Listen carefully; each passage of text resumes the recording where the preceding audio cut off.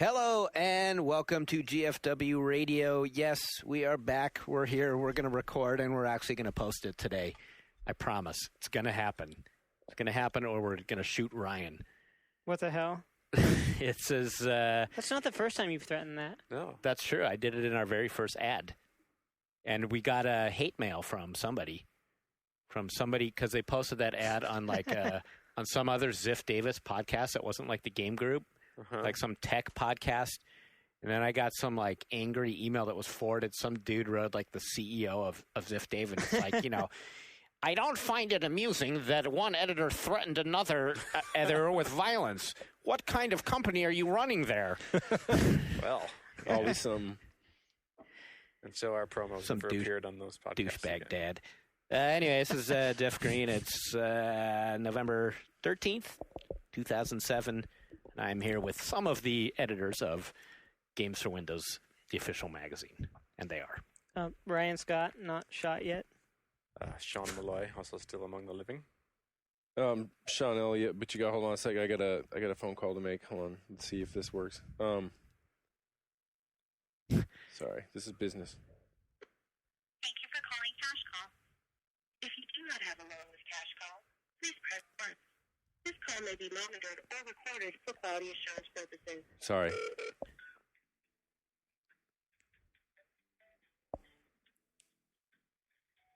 They better pick up quick. I don't have time for this. Thank you for calling Cash Call. This is Kent. Hey, is this Cash Call? Yes.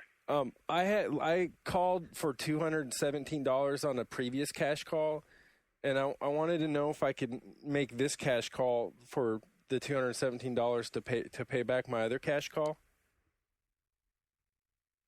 What do you mean by this Cash Call and that Cash Call? Well, only one company. I know, but I called like it's Cash Call. Like, so every time I call, in my mind, it's a Cash Call. So I know there's the Cash Call, the company, and there's me calling for cash. So I called for cash, and I borrowed that money. But now I want to borrow more money to pay back the other Cash Call. What's your loan ID number? I don't know. Well, first of all, what's the APR again? Do you want to apply, or you already have a loan with that? I have one. I want another one to pay the other one off, but I want to know the APR. Okay, well, if you have an existing loan, you're going to have to pay that one off before you can take out a new loan. But that's what the new loan is for, to pay off the other Cash Call. Okay, well, if you have a loan with us, you have to pay it off in its entirety before you can take a new loan. Okay, well what's the APR on the other one I have? I wouldn't know unless you have a loan ID number. Isn't it? Because I think they said it was like 99.25%. Okay, well, again, I wouldn't know because I don't have anything about you. I know, but I just, well, here's something about me. I want to round the 99.25% up to a cool 100%, if that's possible. Okay, well, again, I'm not sure what you're speaking of. Do you want to take a new loan? I called for cash. I gotta go. I need cash. I hate that number. I hate that phone number. Wow. Sorry. Okay. I thought he would be helpful. He wasn't very It's helpful. our own, Take care of that in person. our own Crank Yankers episode. He right? wasn't helpful at all. He wasn't helpful. Do you actually have an account with these people? No. That's the one from Gary Coleman on the TV talking about how his family won't give him no money, so he called cash. Called for cash call, and then it's like he's like only 99.25% APR. All right. So we got a show. That guy over there is on the other end. Like, man, some moron just called. I was hoping he would, I was just going to try to go for infinite regress. So I was like, okay, well, we could set you up for that. And I'll just be like, well, can I make a cash call to pay off the one I just made? If I call you right back, can I pay that one off? I just snorted. Alas, it did not happen.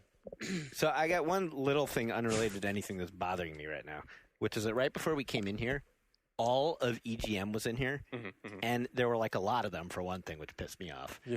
Their staff's a lot bigger than theirs, but they were all eating together, and they were loud, and they were like it was like a college party. They were like throwing food and laughing. They're having fun together. What the fuck's up with that? Why we don't do that? We're all just we eat at our desks, and like don't even talk to each other. When I first joined EGM, every day we would all go to lunch somewhere and we'd eat lunch out together. Yeah. And then that gradually transitioned into we all get it and bring it back and eat in the conference room here together. Uh-huh. And then when I switched to CGW, it's like sometimes we all go to lunch, we all go downstairs together. Then we all say we want something else. And then we go back to our desks and eat it. And we're all just sitting at our desk by ourselves. That's a PC gaming thing. I'm busy. It is. Right. Much to do. We can't socialize together. The sad it is. I think like in grad school when I was like playing hardcore Team Fortress Classic with some fellow grad students and teachers, we'd go out to dinner or to have drinks or something. At some point, we'd start talking about Team Fortress so much we'd all like, let's all go home and play. So like let's all split apart so we can come back together and play this game online.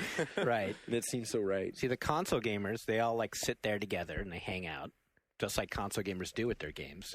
And we all go back to our separate PCs and just sit behind our monitors quietly eating our sandwiches, not socializing. It's sad. I feel They bad. need to do something about that because a lot of times, you have friends over, instead of just like, let's watch TV, you find yourself like, there's so many good things on the internet that would be rad to watch together. Uh-huh. You're just going to all huddle around the monitor. Uh-huh. I want like some broke-ass theater, local area to just like run the latest in internet content. Like everyone just goes, they What, serve, like YouTube videos? they serve drinks and shit, yeah, and it's maybe like $5, and they just show. But that's the thing is like they have different hosts, and then they're known for their ability to come up with some like truly good stuff that you haven't already seen. Uh-huh. And so like Wednesday nights would be like whatever. Don't you think eventually there's going to be Bill. a TV show that's going to be like America's Best YouTube Videos or something? There already is, and that's There where they is? go to die. Shit. That's where internet memes go to die on the Web Jump Really? 20. So they have like VH1. Techno Viking on there now, and Next month they'll have Techno Viking, yeah. yeah. And they'll have the guy talk. I Look at this crazy German. uh-huh. He's dancing. I still worship him though, The Techno Viking. even if the meme is dead. I hate him already. Okay, so one other thing that happened when I got into this room, or right before I came into this room, was I found out from some anonymous person who works at Ziff Davis on the like financial corporate side that every single week this person gets totally pissed off at the Sports Anomaly podcast because they're in here and they're so loud apparently that she's got to close her door and put on her headphones to not hear these guys podcasting. And she could still hear them. I can't That's a short one, sympathize too. with That her one's there. like a half hour. What? How Because do you you gotta be so do what you loud on gotta a do, though. podcast? What do we do here now to piss her off now? What would I have to do? How many times? God damn it, Sean! There it is. How many times when we've been Ow, that recording hurt. have people come by the door and looked in when I'm doing a Hero of the Web or something and give us the stink eye? We've got the eye. Oh, we have got the eye a little bit. It's So we're mostly in the just other guilty. studio. This one, Right. we have the curtain around us. There's a big black curtain, so we can't really That's see true. anyone looking. Downstairs is They used to do it, though. Fish aquarium. One time, remember, Sean, we were recording one of the rap intros or like one of the reading intros, and the guy comes in, is this going to be going on long? And then he like slipped right back out before we could even answer. That was downstairs, right? Yeah, dude. Yeah, but you made it go on longer by interrupting us. Thanks. I just don't. What do they even have to talk about that's so aggro? We need to have Sports, those. man. Yeah. What is Do you that? not like the sport, Jeff? I like sports. I do. That's the thing today. You got to get aggro about everything. It doesn't matter how irrelevant or pissant it is. It's got to become something worth laying your life on the line for. Who, me? Misplaced passion. Review scores, anything. We got a lot. Anything anyone makes. We got a lot to lay on the line today. And with that, let's get to it. Did you like that? No. That was hot. So let's We do have a lot. Let's- I want to very quickly apologize for the kind of cluster borks that have been going on with us podcasting. It's been particularly lousy timing. I assure you it's been lousy timing for us as well because we have had a lot to talk about with all the great and exciting new PC releases that we haven't been able to talk about on this podcast. So now today we've got a ton of them, and I hope we can get through them all. let's start Call of Duty 4, Modern Warfare. Pick someplace to start. That's good. Call of Duty 4. Yeah. How many of us have played that fine PC game? You're looking at me and Ryan. Sean and Ryan are sitting here looking We like, have. All right. You two have, Both though. of us have played it. You finished it too now, right? I have finished the single player. I have not played any multiplayer since I was in the beta on the 360. But I played the single player on the PC. Been playing the multiplayer nightly and played the single player, messed around with it quite a bit, played some of the levels a second time. And yeah, that caused a stink on posting on forums about it before I got to talk about it on the podcast here. Oh, shit. That's right. It did, didn't I it? said something negative. What did you say exactly? Well, what I was complaining about, here's the thing. It's like, so now we're going to, talk about the bigger picture in the game. But somehow in the context that came up, it was just about, the degree that the game immerses you in the experience that, that's creating and the combat and stuff. So the spawn system came up. And that's basically where in the game, enemies, appear somewhere in the world where your view of them is occluded by an obstacle, a wall or something. They're in a house oftentimes. And they'll continue to, repopulate the world from the same spot over and over again. And what happens is that, not only do they do that, but they post up to one, sometimes two specific locations where, since they're doing this, and if they're doing it long enough, you see just this huge pile of bodies stacking up at the same corner where they're all, running to, and to wait for them. And you even get a sense, I almost had to sense at times where you could say, this is the order it's going to happen in. The one guy's going to spawn, he's going to go to this window, this guy's going to spawn and go down to, so it was almost like I was playing Point Blank or something. That's that, really fun Namco, light gun shooter. And so that specific comment, it is important, but it's not everything. I mean, one thing that happened was the hot or not mentality that you get, with games and message boards. And that's if you have something negative to say, that means, or just one critical comment, that means that the game in its entirety is horrible. You don't like it. You can't recommend it to anyone, or vice versa. If you say something great about it, that means, oh, you love everything about it. Which kind of happened with Crysis too, and that I was talking about it on the One Up show last week, and I didn't have the chance to, wasn't able because of embargoes to talk about the last section of the game. So it kind of seemed shocking when the review actually went up and they saw that, well, my perspective on the last part of the game is kind of at odds with the first one. So did you like Call of Duty 4? Let's set the internet denizens straight. I totally like it. And there's just I think it's a great game. It's not the best single player game I've ever played. I mean, I think even more, right now I'm playing Area 51 Black Site came out today too. That's another game where, clearly Call of Duty is a certain subgenre of shooter. And that would be just super linear, not only, logistically, which would be, the vehicles and all the things you can do to get around the level, but, so the level spacing is pretty small. The acreage is pretty finite. The things that the enemies do are always the same. All the stuff is very, very prepared for you.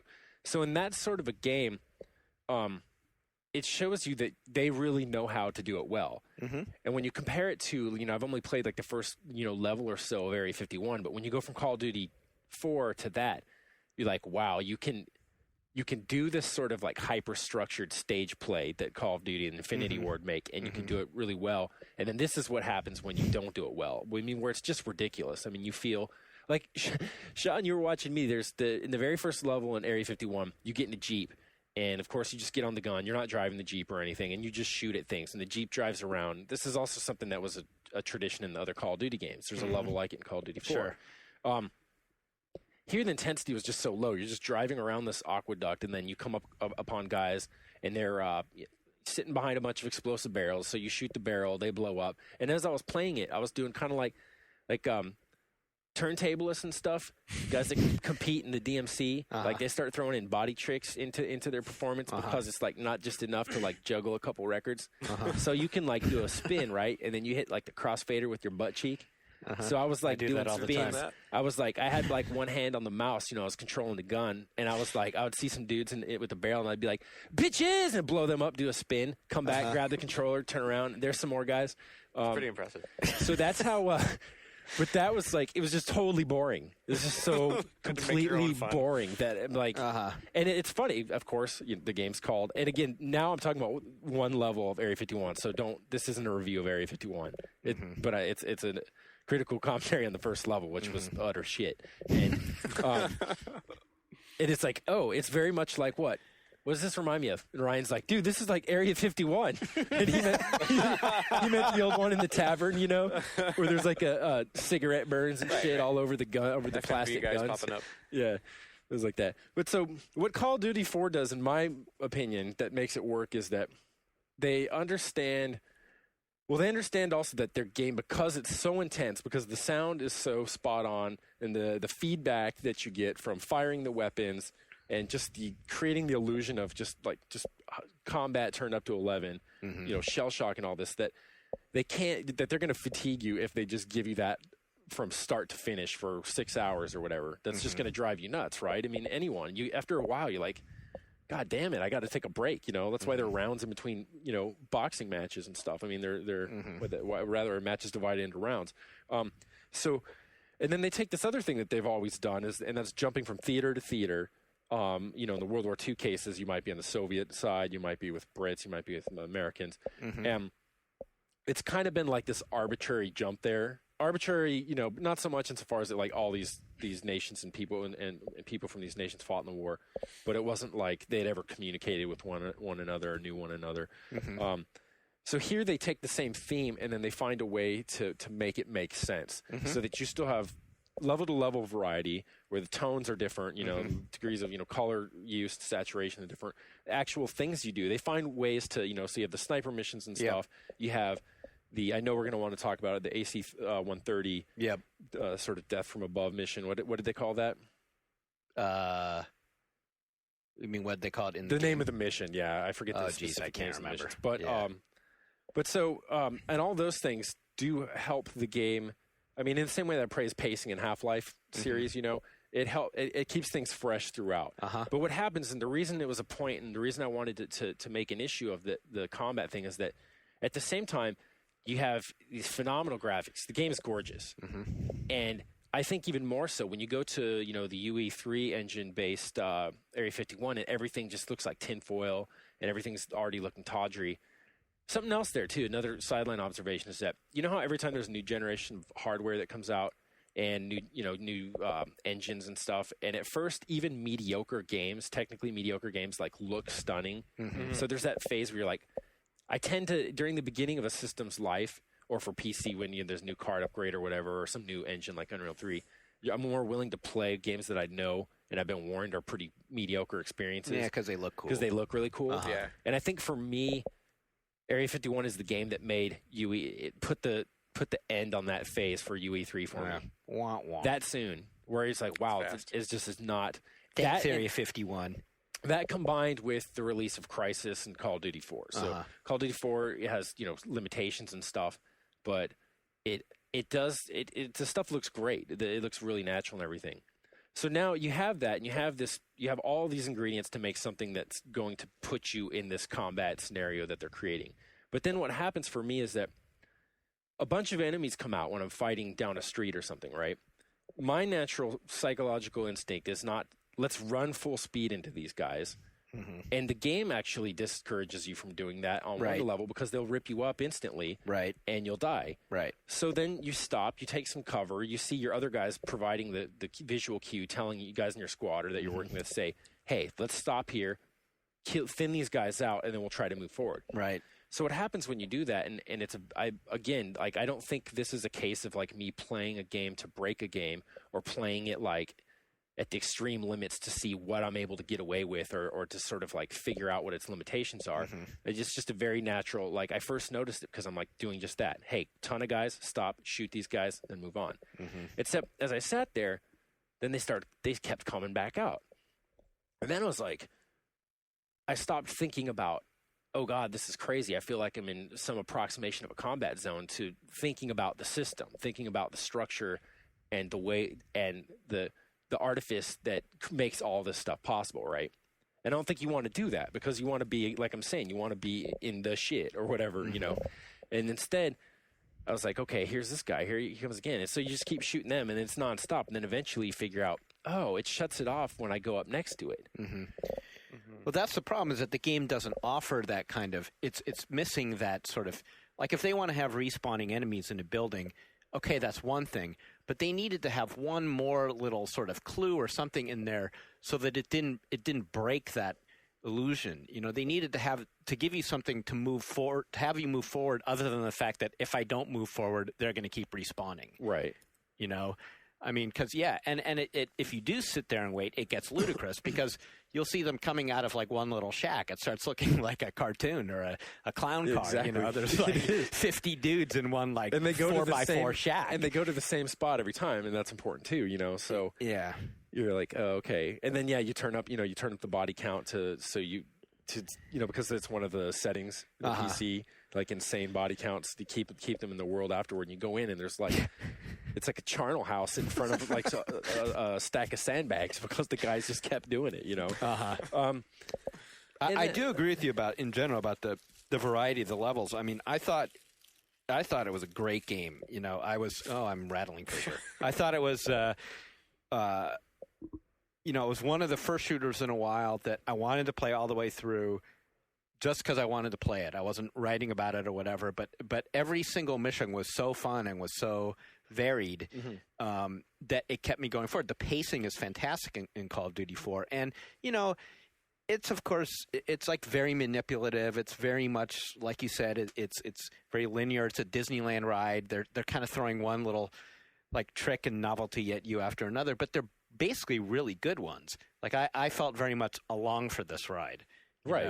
And I felt the same way. There were times when maybe, I don't know, I felt like, again, like, say, they're the playwrights. They're, responsible for the sets, and there's all these other actors, and my lines are very much prepared for me in advance, and you have to do exactly that.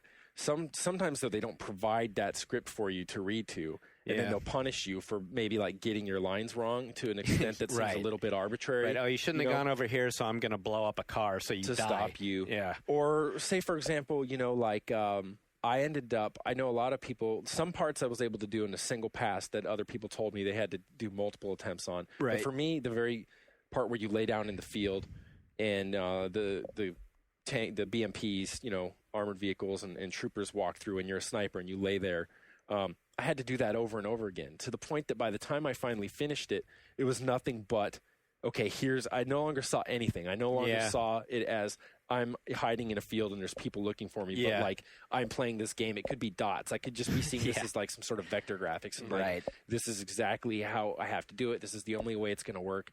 And that took me about 3 tries, but when I got it on the 3rd try, I was so relieved because I was getting the sinking feeling in my head that it was going to take me forever.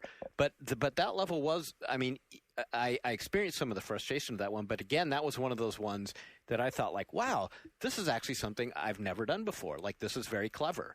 To have you laying down in the grass while these guys are sweeping over you. That's because you never made it past the first room full of crates in Metal Gear. Or played Splinter Cell. No, I played Splinter Cell, I did. But you're right. Yourself as a crate in Metal Gear. Yeah, no, I didn't get past. That's right. You could walk as a crate. But that was the thing about Call of Duty is that it inspires all those different emotions. In that particular one, it's like the tenseness of I don't want these guys to see me. Right. The other one that you alluded to that was just I thought was just freaking brilliant is the gunship one. Right. I always get the name wrong because I don't. It was crazy how well that section resonated with people. Just going listening to friends and reading posts again online because everyone singled that out as like, wow, this was crazy. And then I went to you and I was like, wait a minute. And I was like, you don't know what this is from, right? Right. I didn't. And so I sent you some links that were on YouTube. And it creeped me out even more. I mean, for people who don't know, there's this one level in the game where you do. All I'm going to say is it says plane and you got like stuff to shoot. So what's actually the technical? Gunship, also known as codename Spooky. It was used in the Vietnam War. We're getting macho nerd on it. That's macho. But yeah, no, it's very macho. It did sound very macho. Wargasm. But yeah, it's basically an aircraft that flies at relatively high altitude above a battlefield, or might not be a battlefield in this case. It could be an area it's actually like isolated combat. It's a cityscape.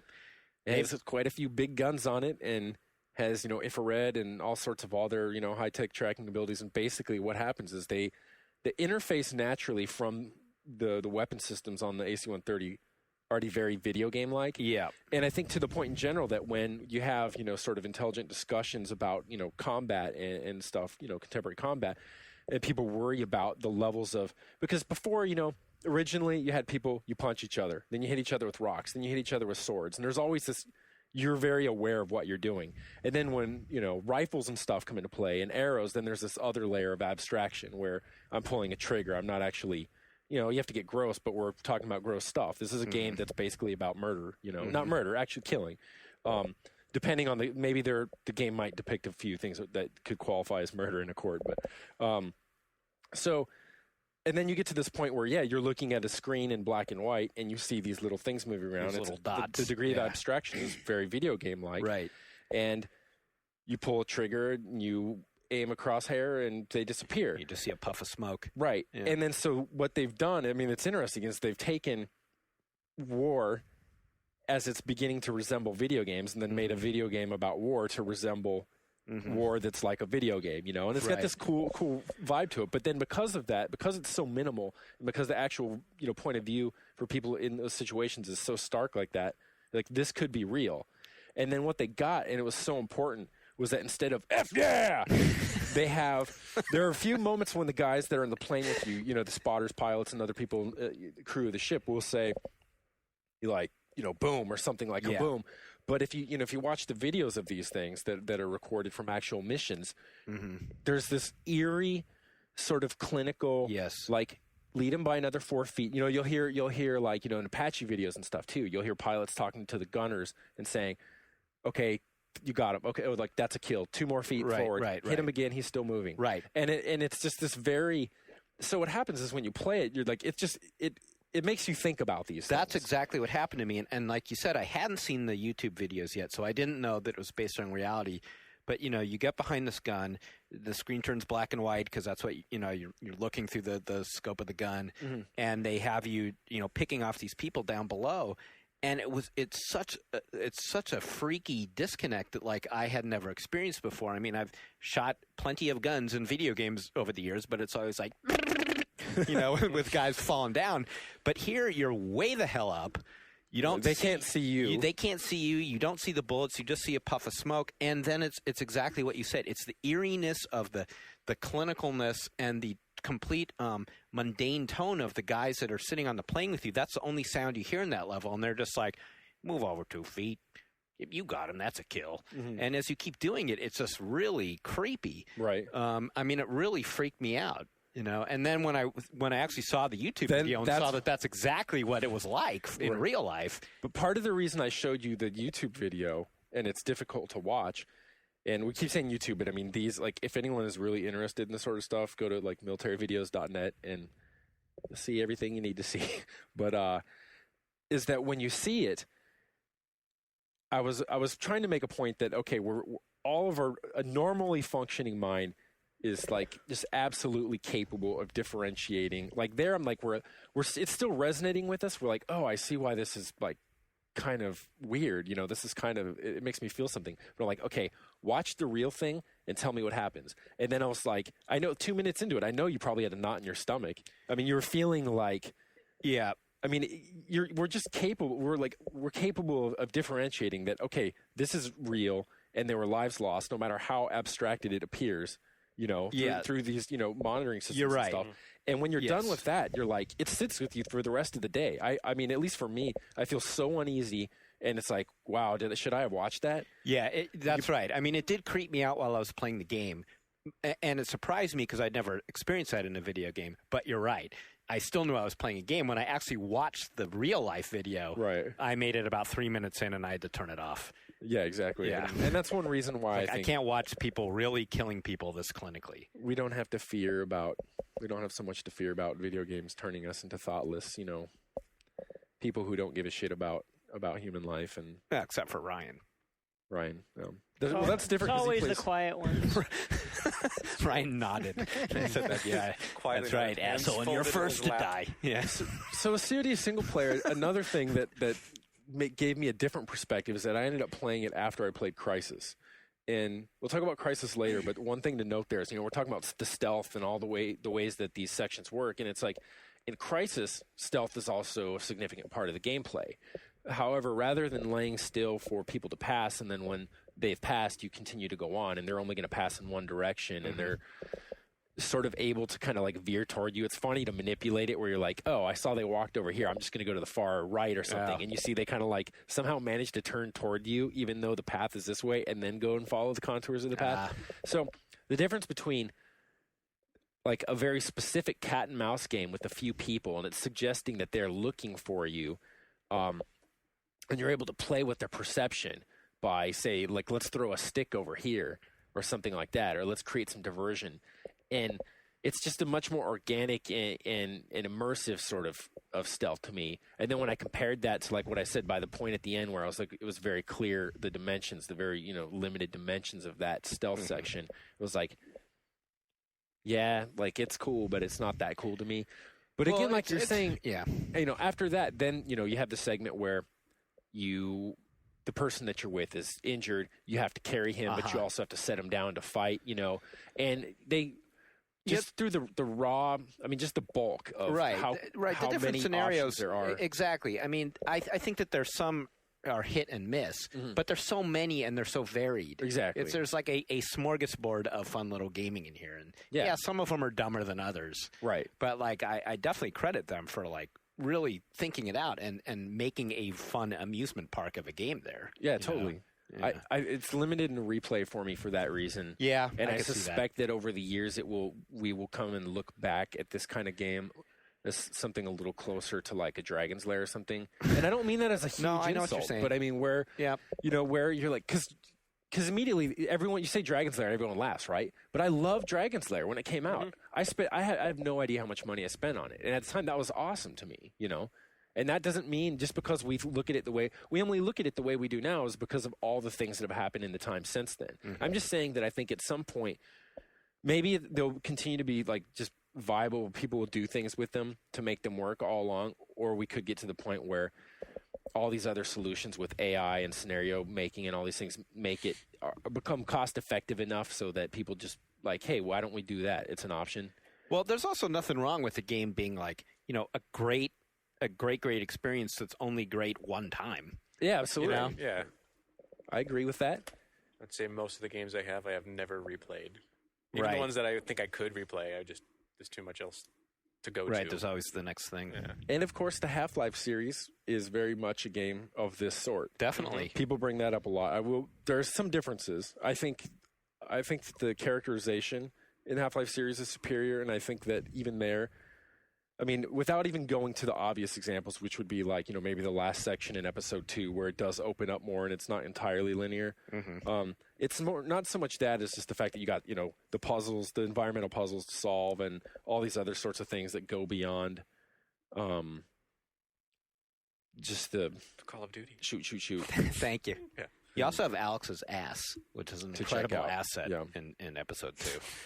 Last thing on the single player for Call of Duty. I'm just saying. Yeah. What about the story point? It was very clear. You know how they were like, okay, there's the Middle East, and then you go to you go to very specific locations in Russia, and then you have the Middle East. But everybody the map, does that. But no, they don't. Well, I mean, Area 51 has got Iraq. Does it? Well, I was thinking of TV. I was thinking of 24. The entire last season of 24 was everybody equals 24. The entire last season it was your country.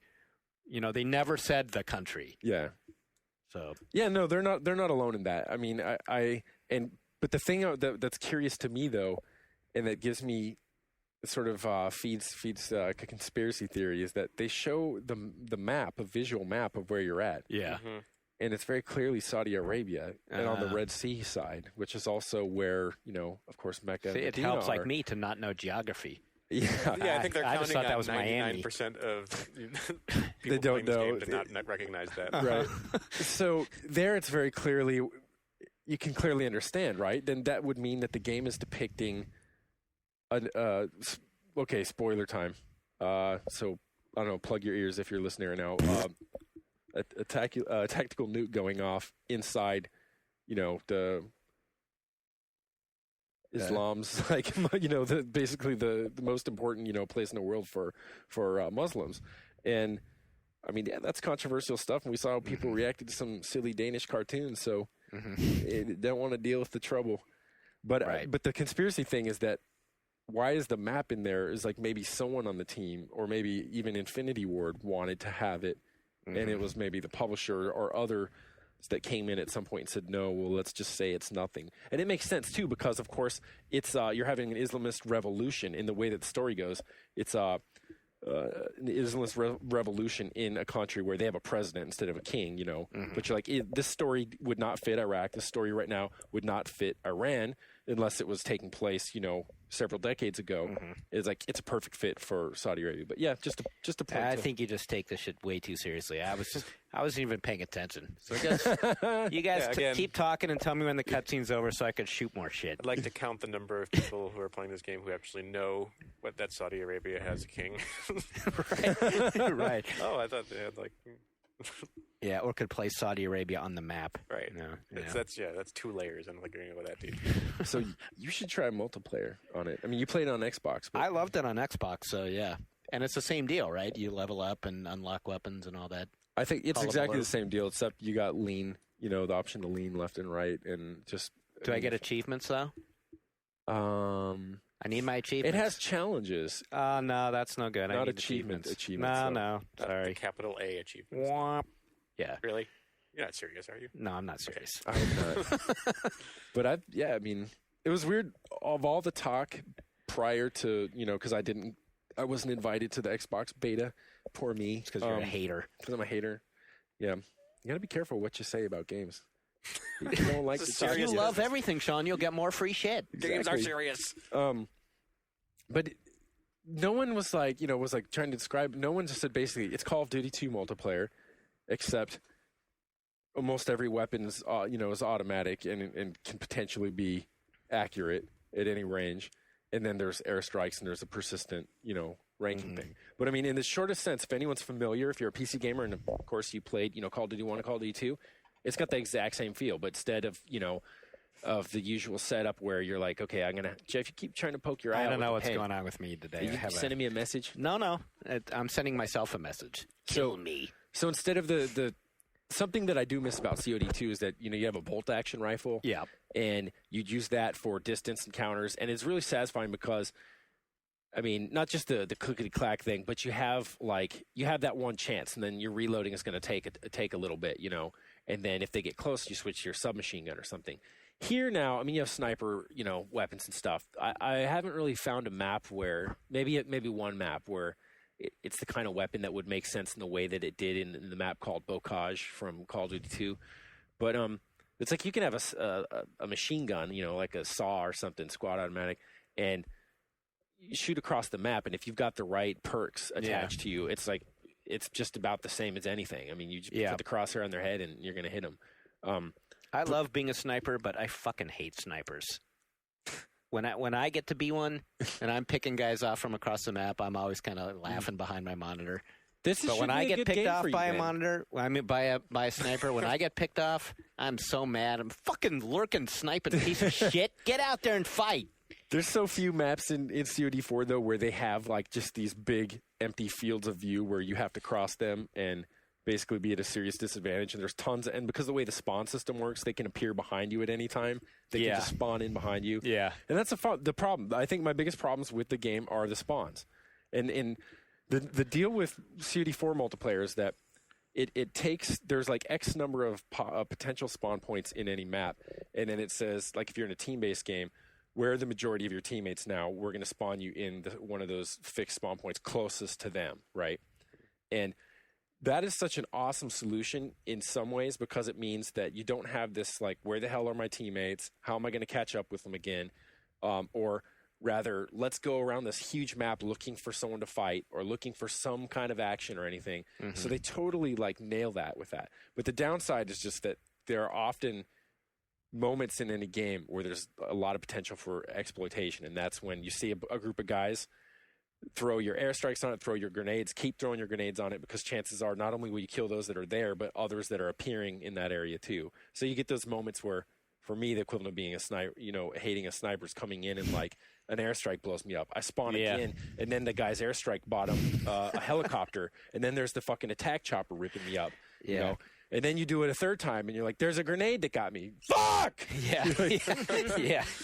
So, but I think that's a huge part of multiplayer is making excuses for everything and being mad at something. Oh, of course, yeah. It's playing competitive multiplayer games is just an angry, miserable business when things aren't going your way. Yeah, when you're losing. It's just when you're losing. Yeah, it's so easy to just get turned into just this irate wretched piece of shit, you know. And then you're in team speak and you got to tell each other, like, chill out, Corky. Yeah, the most fun to me with that game on Xbox Live was all the shit talking that was happening amongst team members About each other? Yeah. Get off my team, you fucking piece of shit. Like, you know. That happened. Who you calling a piece of shit? Where do you live? I'll come kick your ass in real life. Yeah. I'd like to see you try, faggot. You know, just nonstop. Why'd you say that, Jeff? I'm quoting. I know. No, that's probably the most used word on Xbox Live. that probably is. Yeah. Yeah, it is like I mean it's kind of like in every game there's something in whereas in, you know, Team Fortress 2 it's criticals. He got a crit. Oh great, you got a crit, so you won. Now the problem of having persistent ranks and the ability to, you know, unlock new weapons and new properties for your character is that oh great, you poop socked it, so you got your god character. That's pretty fun. Come back here again, level 41, and show me how it's like to have no recoil, to have 3 grenades, to have like extra stopping power, to have this great gun that I can't ever get unless I'm lucky enough to kill you with a grenade that accidentally falls on you. Then I can get that. But I mean, though, I don't think these are necessarily fair complaints. Well, in some ways they are, but it's like I'm just saying I'm commenting not on the game at this point, but on just the nature of multiplayer. Well, I think giving people excuses is vital to maintaining a healthy player base. Exactly. Yeah, dude, it is. It's like a good, you want to build for it in certain circumstances. However, that said, when you start off COD4 multiplayer, you are at a distinct disadvantage. You're a level 1 dweeb. Yeah, you're a noob. You got nothing. Yeah, because they have, I mean... How do you get hooked up with other players at that point? Does it try to put you with the other level 1 noobs? Not on PC, dude. No. Oh, and shit, really? You can't even... Like, that's one problem with it is, like... They don't have level filters? Or not that I'm aware of, and the server... You know, this is crazy. Like, they got to get that going. If you ever want to fault something about the game, like, about the multiplayer part of the game, there's, like... It's like a trampoline. It will just push you back harder because there's some, like, very credible excuse for everything, right? It's like, oh, God, I preferred it when they didn't have this radar bullshit. Why do I have to spend half my time, like, looking at this radar and knowing where people are at and worrying about them knowing where I'm at? Well, it's like, you can turn the radar, a server host can turn the radar off, right? Right. If you're bitching about airstrikes, they can turn the helicopter off. They can turn the helicopter and the jet off. They can turn, you know, either or, and on and on. You can make it so that some people can't use some class or weapon. Every single thing is a variable that a server host can manipulate.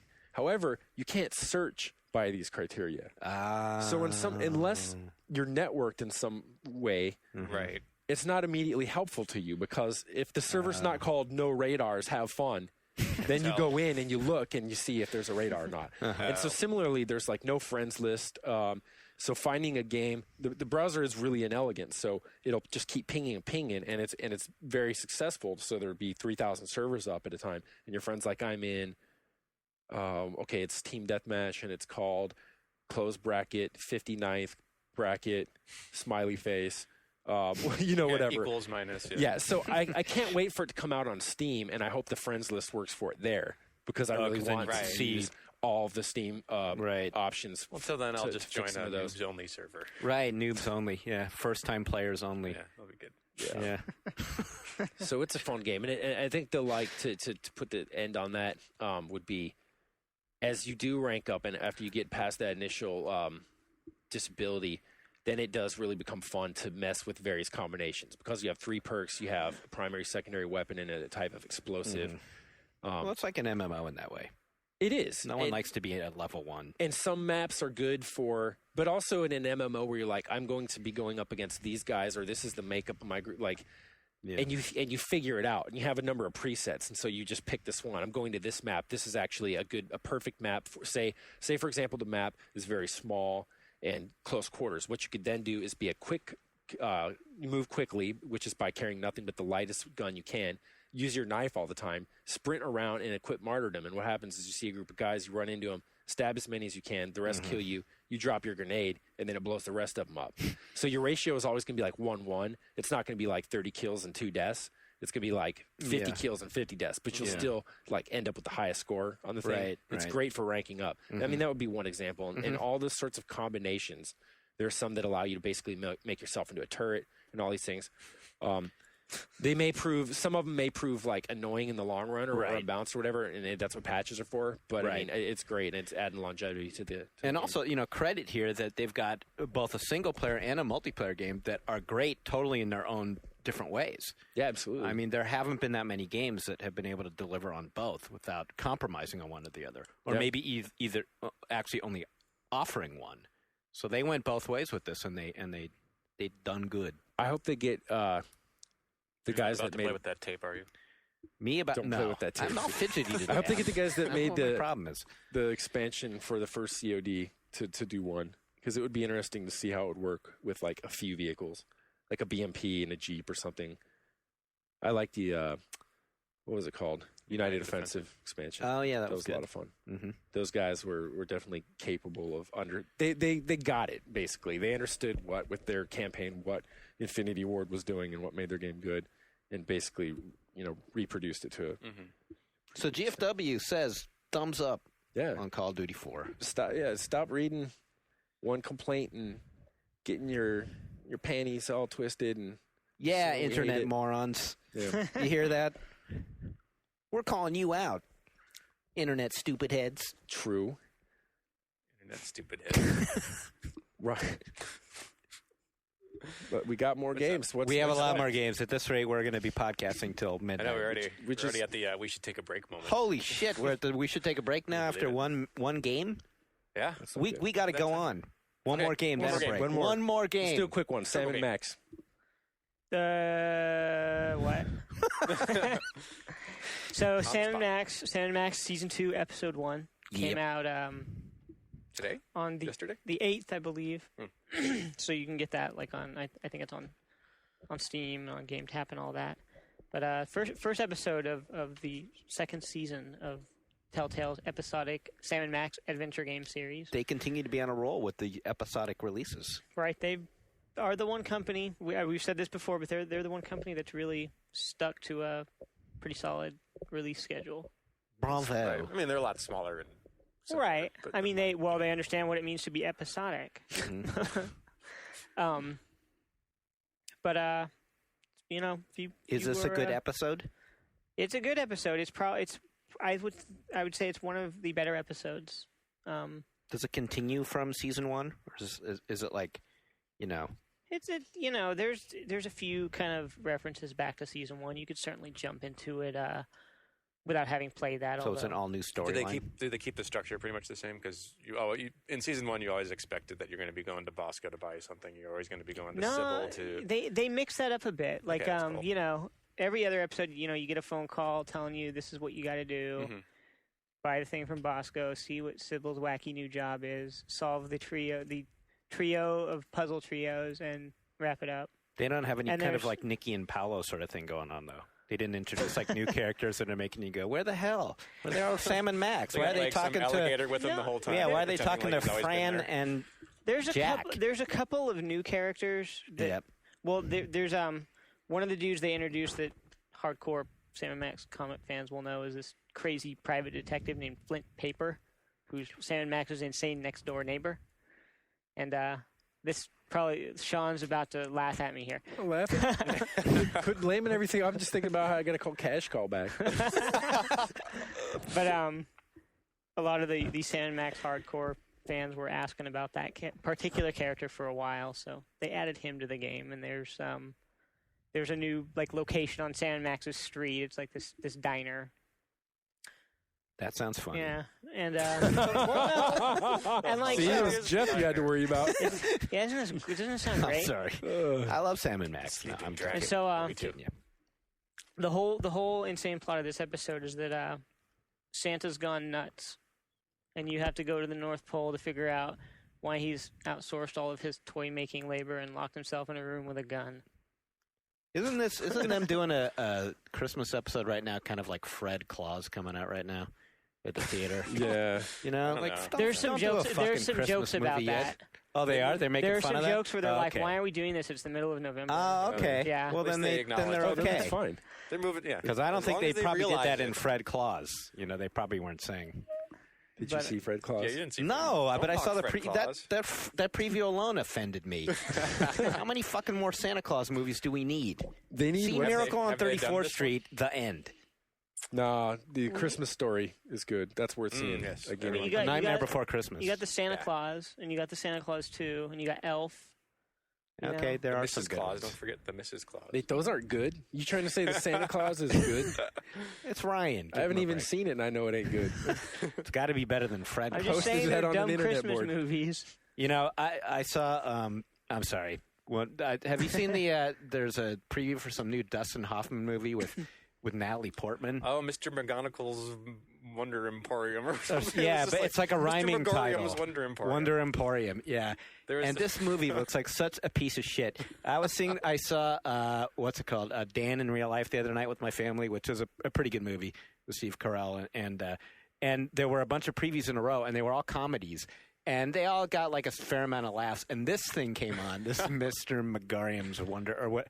And the theater was fucking dead silent. It was just like you could smell the bomb in the preview And that's itself. rare for that to happen in a theater because normally people will laugh at anything. Well, that's what I'm saying. It was like, wow. The second I saw that, I was reminded immediately of a Simpsons episode from like 10 years ago where Troy McClure, his big comeback movie after his terrible career, dive was the fabulous contraption of Professor Cubulus Q. Frank or something like that. I immediately thought of that when I saw this. Yeah. And it was just like, Yeah, as same soon as thing, you just see like, oh, Dustin Hoffman on the man. screen with all these like CGI toys, you're just like, oh, dude, what happened to your good. career? On the other hand, Natalie Portman's in it, and she looks pretty good as always. No, this reminds me that I used to work in a movie theater concession stand. I did too. You did? Really? Dollar Theater. Wow. You have to, Dollar you have to Theater. close, clean that shit up, I clean did. the nacho cheese machine and the popcorn machine. I played every role at that theater at one point. Yeah. Wow, you were the Renaissance man of the theater. Dollar Theater too, so that's some nasty Oh stuff. man, I would do this thing where like I told everyone to go up in the film booth and then to look down, and then you know how the ushers, you kind of like sometimes when you're in a theater they'll like do a little check, they'll walk down the aisle and I back. used to do that. And then I'd do that with the flashlight, but I would do like this thing with my leg where I made it look like my ankle was all gimped out and I'd drag it behind me. So I'd drag down the entire length of the theater, all serious, and then do the turnaround, like drag it in this big wide arc and like it was a whale tail or something, and then just go back up to. That's not funny. But I did it. To you it was. But I did it. I'd like to point And out that then- Sean just stood up and acted that all yeah, out. he did. He did. And then, like, If we were filming this podcast, And then I caught like one time I was taking the trash out, and because you know how when you work in a gross ass restaurant like that, they got the fryers and you got to take grease to the special receptacle in the back. you can't dump it in the Nowadays, garbage. like the hippies would come and ask for it so they can fuel their lawnmower with it or something. But there are these before kids their hacky sack game. making sweet and tender love, like right back there by the dumpster.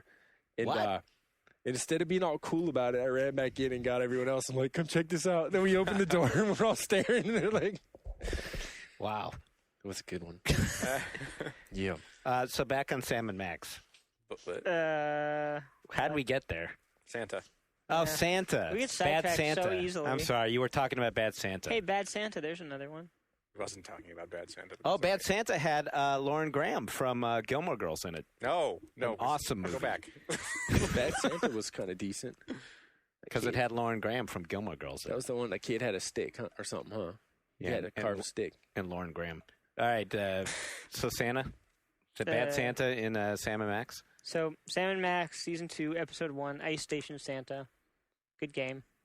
When someone describes those games, sometimes you just gotta you have to end it with just take my word for it. It's funny because With like the Sam and describing Max's, yeah. like the Abe Lincoln one just sounds so not funny to someone who doesn't understand or hasn't played a Sam and Max and knows if they like it or not. Just, Right. Yeah, Abe Lincoln comes back. Yeah, there's a to talking run for Abe Lincoln president. head. Oh, wait a minute. This is Ryan's genuinely Doesn't into it, sound though. I hear him It is really good. all day long It when is. he's playing. You hear him like, do your laugh, dude. Do that laugh you do. Ha, ha. You hear his laugh. He's not your performing He'll be seal. laughing hard. He'll be laughing hard when he's playing that. I'm like, what are you doing? Playing Sam and Max. Awesome. Sam and Max is funny. They're very good games. How far are you? I'm What have only you 3 played? episodes in, Oh, okay. but I'm liking season 1 a lot. I steamed up the last episode of season 1 the other day, but haven't actually loaded it and played yet. It's a good one.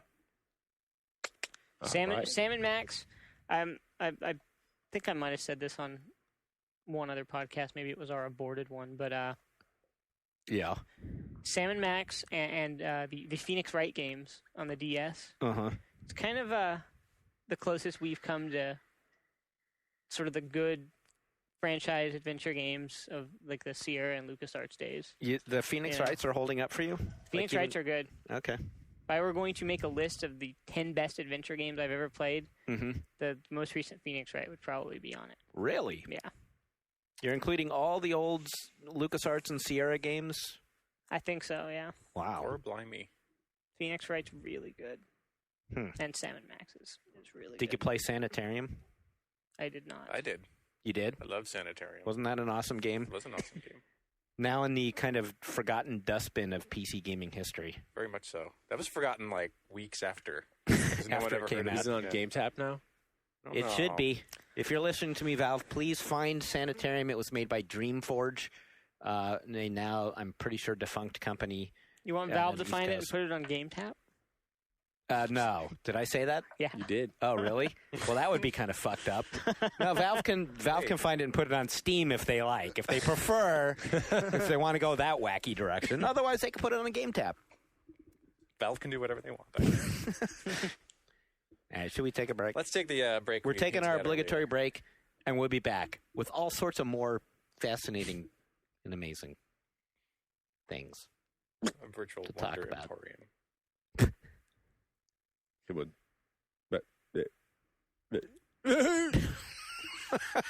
Fine, you could cut that. I think I'm going to leave that. I don't All right, get leave it. it. This One Up podcast is brought to you by the Doritos Presents Unlock Xbox contest.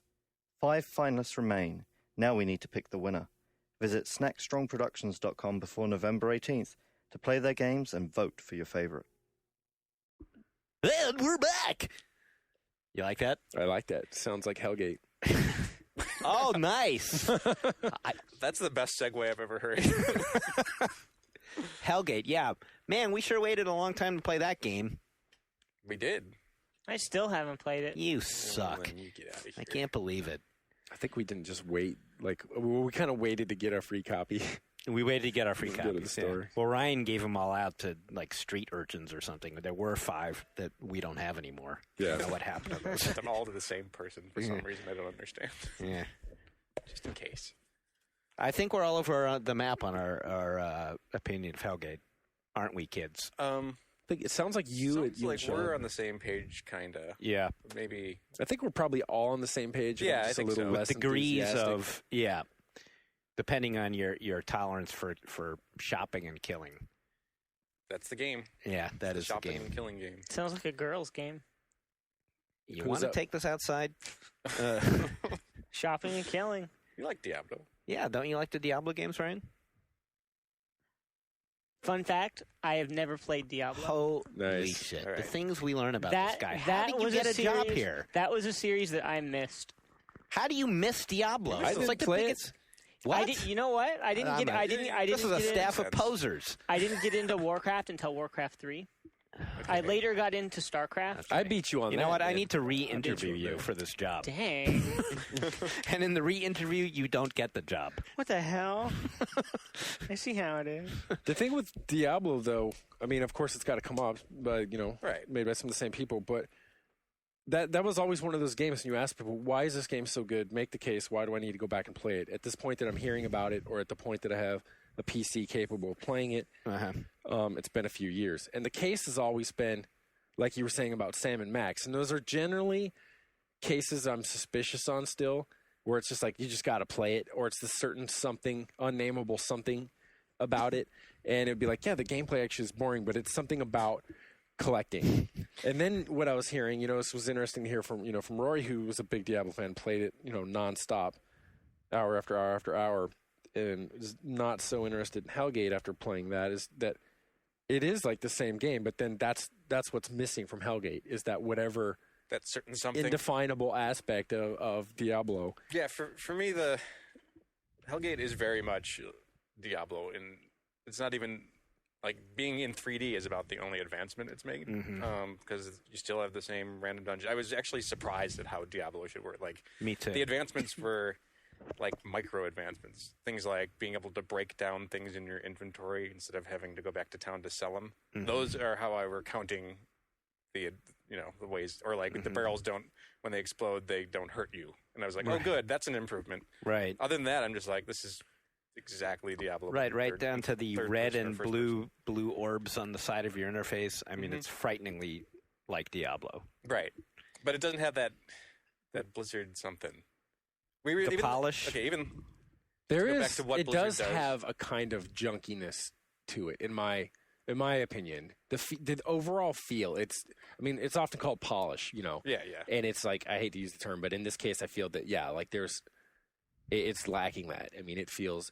A lot of MMOs strike me that way too, and I think looking at World of Warcraft, that might in fact be the only MMO that doesn't seem like it has that little element of junkiness to it. Mm-hmm. Even ones that I really like Auto Assault was totally junky. It was a great game. You mean like they didn't hire a real art director sort of thing, or stuff like that? Yeah, it's the combination of. I mean, a lot of it's technical limitations. When you have that many enemies on screen, when you have that many players connected to the world, and so it's combination of the art direction, the animation, and all these other things.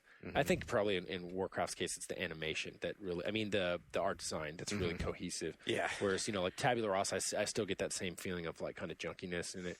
Yeah, I agree. And like again, these are games I like a great deal so far. Yeah, for Hellgate, it's just like little things like when you kill some flying creature and it's dead floating in midair, that just you notice that kind of thing, because obviously you shouldn't be floating in the midair. Even the icons, or like if you look at your skill tree, like there's something about the Blizzard design of icons that just makes you want to pick those skills. I agree. The skill tree screen looks like placeholder art to me. It really does. Yeah, like it looks low res. I can't even see what the icons are that I'm looking at. I mean, yeah, it just feels like are you not done? Are you kidding? This is the screen you put here? When you play it in first-person perspective, the guns look like they all came out of Red Faction or something, where it's basically, like, say you're in woodshop in 4th grade, and you start, like, gluing and nailing, like, blocks together until you say it's a gun, and it's basically a gun because there's something to hold, and then there's a kind of you agree that there's a barrel at one end. It's kind of like that, right? A few wooden wedges coming to a point. And then, of course, I don't know if it's more of a latency thing or not, but the animation is just like super slow-mo on a lot of things. Like when you kill someone, and then when it goes into the ragdoll state, it's just this kind of floaty, weird. Or when you blow up like an explosive canister or like a crate, and it just fly. Like I just shot a wood pallet and it splinters like it was a goddamn Death Star blowing up. Like there's a lot of that. Yeah. I have to say that my first impression with Hellgate was quite good, and so my gut reaction, because it's gotten so much negative press and lots of people complaining online, was like, well, this is actually pretty fun. Like, I was surprised how much I was enjoying it. And my initial feeling of, well, I better check this thing out, became like, I really want to play this. And so my Saturday of like, I'm going to boot this up and look at it, turned into like, I'm playing Hellgate all day. Yeah. For me, I had the same reaction. I mean, I was playing single player, and I got to level 8, and I liked it enough that my boyfriend Keith was watching me, and we were both kind of like, you want to play this together? And we were like, yeah, I think I kind of do. So we went and bought another one. Wow. Yeah. So you actually went to the store and bought another one after playing it. After playing it. Okay, so that's I should have I could have gave you mine. Okay. So, I mean, and in single player, I wasn't having any of the like technical issues that cropped up during multiplayer. Like when we started doing multiplayer, like it would be crashing more. Of course, you play the single player for a while until you realize single player is a waste of time. Well, yeah, then I realized that as soon as we started multiplayer. Right. How about this for every time you turned the game off, was it because you crashed out? I mean, for me, I never turned it off. I always quit playing when it told me to quit playing by crashing. I crashed a hell of a lot in multiplayer, and definitely we're going to single player. I chose when to stop. Right, like I hit like level 9 or so, and I was really tired, but I still like could have played more. Yeah. Then I stopped on purpose, and I think that was the last time I stopped on purpose. I mean, it was for the other times. It was like, I think the last time we played, we hit like a terrible actually gameplay bug, which was more than just like it crashing. Like, was this that boss bug? Yeah, it was a boss that like double spawned, and then like so tell people what happened. Okay, so you go to the same British thing Museum. happened to me. It's around level 8 or 9, I guess you're at. So I'm an evoker. He's a guardian. So basically mage and tank, if you're gonna parse it to anything else. And we go into one of the story dungeons, I guess they're called, because there's tons of like little sewers you can go in where there's just quests to kill. Yeah. 10 alligators and get their fangs or whatever, but they're demon alligators. So we go to the museum. They look shitty too. They look like it's very they're like from hell. Jim Henson-y hell though. Yeah. That's okay with me. I like Jim Henson. That's the Dark Crystal. Yeah, Right, exactly. right. Yeah. So but then you're in the museum. There's a part where you go into the Hellgate, I guess it is, and then you come back out, and then you're supposed to escape from the museum because you just, spoiler alert, I guess, blew up this part of hell with a bomb of some sort, which I don't understand. Right. So, and then these statues that have been standing there start coming to life, I guess. I'm not entirely sure that's what's going on. But I thought they came back through the Hellgate, but okay. No, they look like the statues, so I'm assuming they were popping to life. Okay. But then, like, too many of them spawned. Because I played this exact thing in single player, and I had no trouble at all. And then doesn't that Colonel or General come through? Colonel. His name was Sanders. Emerald Golkar. Who is he? Emerald Golkar or something. Okay. But I had multiple Emperor Golkars. Who cares what his name is? But I had multiple we had multiple copies of this boss. Yeah. And multiple copies of. Why can't he just be called Chuck or something? Steve. Earl, Emperor Al, Chuck. Mitch. And then it was just impossible. Like, we respawned and came back to the dungeon like 10 times. And Yeah. we couldn't put a dent in any of these things. And they'd just be like, they all got stuck and like were vibrating in the same room together. And you'd walk in and then they'd all turn to you and go, and then you die in 3 seconds. We're like, what the hell is this? Yeah, I had the same experience. I was banging on whatever his name was, Admiral whatever. And I killed him. And then I still, like, from the back, I just was taking damage, and I turned around, and there he was again. And I knew this wasn't like a boss fight where he respawned. This was actually a goof. If this was how it's supposed to be, then they have some serious issues with this. So you guys played this game, and you encountered messed up boss bugs. You can't even understand what's going on with the story, and it crashed a lot. Yep. You bought a second there's copy more of than the that. game. Aside from that stuff, This has all happened in the multiplayer. for me, Right, the multiplayer. like Wow. I played, I'm like, okay, that stuff's there, and it's annoying. But like looking beyond that, I'm at least trying to say, okay, imagine they patched all of this today. Right. I mean, yeah. Tonight. That's in our heads too. What is this game to me? And my issues with it are the randomized levels are bad, just flat out bad. And this is because as I'm they going need more through, of them. As I'm going through the tile set, but they're already bad to me before I got to the point where I stopped seeing new tile sets. So what would happen is I'm going through. Ryan's having a little drink there. I'm going through the level, and I see the same tile. Then here it is again, and there it is again. And then I started asking myself, like, did I accidentally turn around when I was fighting one of these creatures? Am I going back the way I came? Yeah. And then okay, I'll press on. It's a new enemy spawn, so I must go in the right way. You And know at what the end those- of some long thing, it comes to just a dead end. Right, but like Sean and I told you the other day, just around the office, like that's exactly what the Diablo levels did too. That doesn't make them good, though. That's what I'm saying. Right. Just because It's it old occupies game If Diablo did it, it must be right, Sean. because it occupies a special place in your rose-tinted memory does not mean Right. I mean, I recognize good. that it's A dead not a end is a dead particularly end. sophisticated way to design a level by any Like, well, means. what if Call of Duty you get to the end of one of the levels and it's a dead end? That's just it. And they're like, I'll tell you what the streets in Hellgate reminded me of, because as you do run down the long streets, you start seeing the same thing over and over. It reminded me of the backgrounds in the Flintstones, like when they would be driving down the street. yeah, exactly, dude. Yeah. And you start seeing the same buildings over and over. Yeah, totally. You even notice that when you're like chasing each other 5-year-old. down the hall and you see the same umbrella. Right, even holder. little kids Right. notice that shit. Yeah. Yeah. And so it does bother me because it gives the game, it doesn't have any kind of like charm or intensity to me. And it's just like, and those being the opposite ends, the spectrum, or at least if it could be like super horrific. And it's kind of just like, these are boring. But then the other thing I think is what matters between Diablo and Hellgate is that with Diablo, since it was fairly simplistic visual representation, it worked fine with the gameplay, which is really rudimentary. But what happens now is that when you go and say, let's try to compete with the other visual tour de force games and bring this game up to speed, put it in 3D and stuff, what it ends up doing is just underscoring how rudimentary the actual game systems are, so that the combat, when you're fighting someone, like I was saying, it looks completely ridiculous when they fall down.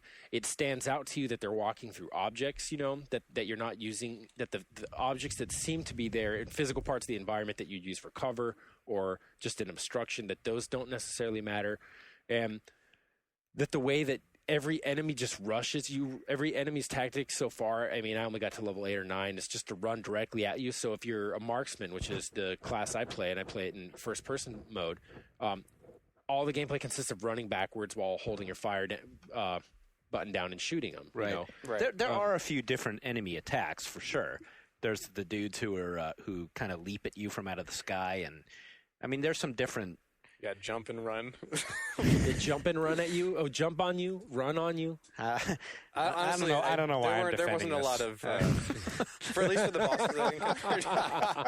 bosses, there wasn't a lot of different attacks. There's like different rates of movement. There was one guy at the beginning who spawned like lots of little worms or whatever, and they would chase you independently. And it's like, oh, okay, so at least he released 4 worms to come after me. But that was about the most interesting I can remember for all the other bosses. All the other like named guys were just like, I have a name, I'm bigger than the other versions of me, and I'm just gonna come hit you. Just run right at you. And I've not found any reason to like switch my loadouts or whatever. I found that my one weapon does fine no matter what I'm killing. I've not had to change strategies. I've never had to, but I find it entertaining to. Yeah. So with the marksman, like for whatever, if I have one loadout down to F3 key, and that would be a napalm rocket that's like an area of effect thing on the floor, and since you know everything's going to run at you, no matter what you do, you just shoot it at the ground in front of you as you back up, and they'll run through it, and it will like hurt them as they pass through it. And then as they're passing through it, you've already switched with your F key to another loadout. And so maybe I have a pistol and a little grenade launcher, and I'll finish them off with that. For the character I'm playing, it's very much like, which toy do I want to play with now? Because they all seem to work. Right, but you're not doing it in reaction to what the game is challenging you. Right, it's just like this. Right now, I want to use this instead of this. I was thinking, like, if all of a sudden Diablo 3 came out and it was the same gameplay as Diablo. It was pretty much Hellgate, but even more polished. Yeah. I think I'd be disappointed too. I would expect them to do if this the next gameplay step. I would say that if this was Diablo 3, and it's funny because this is the Diablo 1 and 2 guys. If they called this Diablo 3, I would think that this, frankly, was a fucking catastrophe. I think everyone would. Part of probably it's just why they haven't done Diablo 3 the impossibility of living up to your expectations on that. But it's beyond that. It is the technical stuff. You can't. I mean, yes, at some point they are going to patch this up, and it'll be fine, and these will all be distant memories. But some of the stuff is unbelievable how bad it is right now, and there's simply no excuse for it. I mean, I've gone through levels in multiplayer, slogged through some entire frickin' street.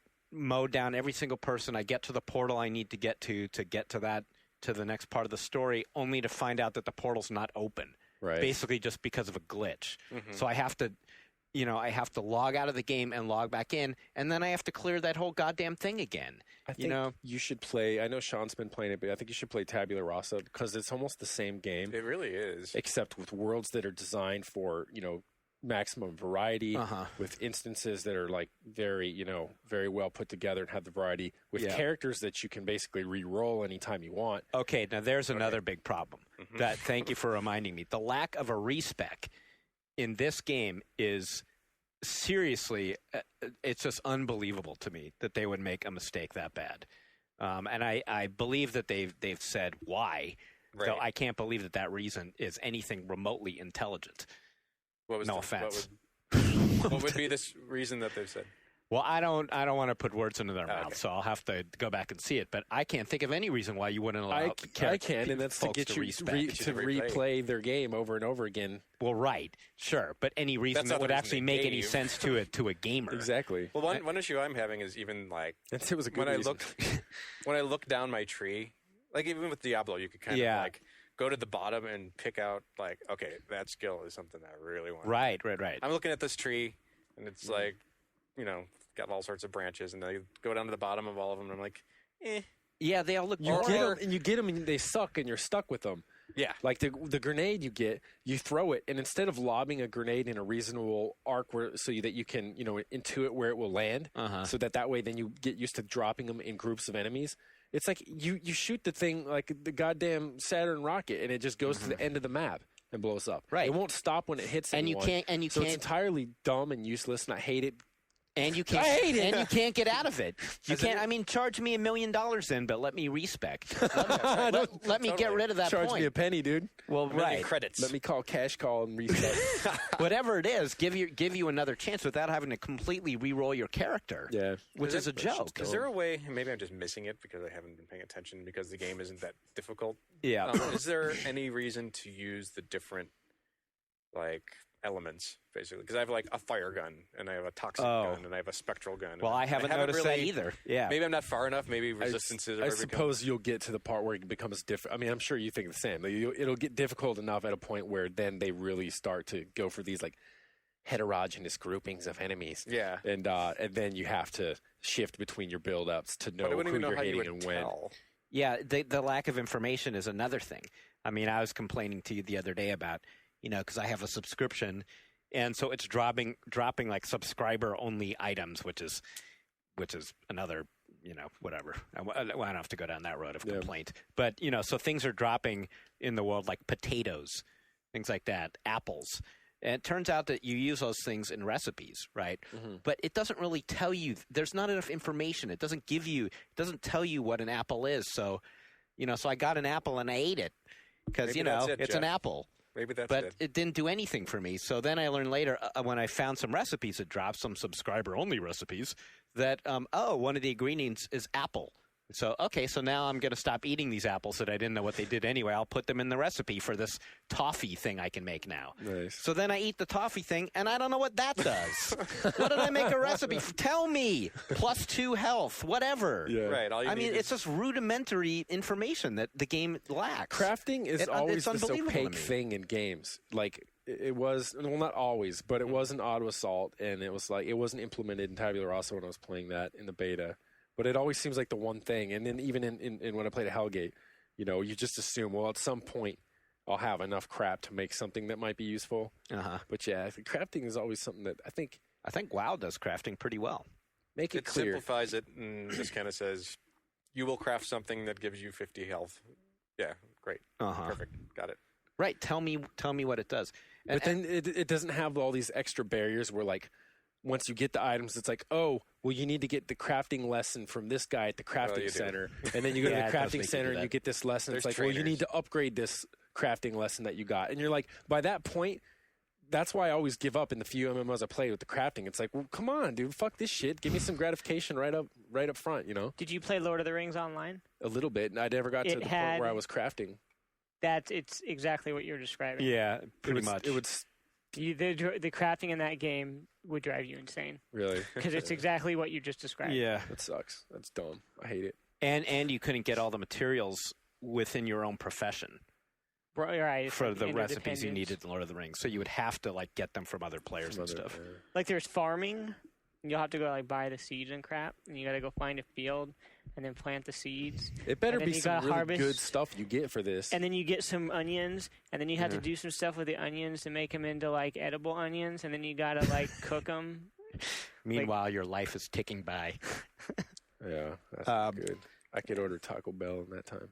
And I do agree with you about the randomization of the levels. I think it just kind of just doesn't work anymore. Yeah. I mean, when you compare it to a game that looks as great as something like Titan Quest, which is basically the exact same kind of game, but every single level is beautiful looking. See, if you go to a dead end in Titan Quest, maybe you have this like vista where you're up on a hilltop and you look down at a valley below or something. There's at least some reward. It's not just like a chest. Well, right. It would yield like a big chest. You would know, okay, if I go to this out of the way place, they're going to have something there for me. Right. Titan Quest is not randomized though, right? No, it's not. No, that's what I'm saying. Yeah, and people bitched about the fact that it wasn't randomized, which made no sense to me. Yeah, it's like I'm definitely now in the make the randomization is old. Like in Diablo, it was cool because you're like, oh, cool, random. So you could play this forever, and it was fine back then. 900 years ago.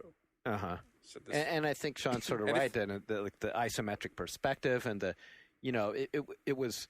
it lent itself to randomization more. I mean, here it does sort of point out the flaws. And maybe there's some way you can come up with an algorithm that like mixes randomization with some design, but this isn't it. It does really get, as much as I liked the game at the beginning, and I really did, and I still like it. It's still on my hard disk. I still want to play it. Yeah, I still want to play it. I'm not going to uninstall it because I'm hoping that with the patches they'll fix stuff. But it does get to be a little wearing to enter, the next new zone, the next new part of London, and have it look exactly the same as every other. It's like, oh my God, you guys needed to do something different. To the point where you even know, like say in the London house at Wright, there's the broken building on the left side, and you go down there and there's like a burning trash can, but it's like just this pit that's always there, and sometimes there's a zombie in there, and sometimes there's not. It's like you see it over and over again, or in one of the dungeon tile sets where there's this walkway that kind of goes up on the left, like it's going to lead you to some other upstairs area, but it's just this platform it's just nothing. Yeah. Yep.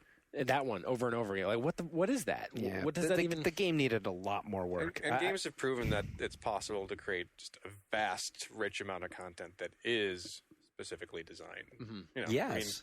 World of Warcraft proves that. Everything, and there's nothing random in any of those dungeons. Right. I mean, that's so true. They could have made hand-place rocks, for God's sake. So. Right.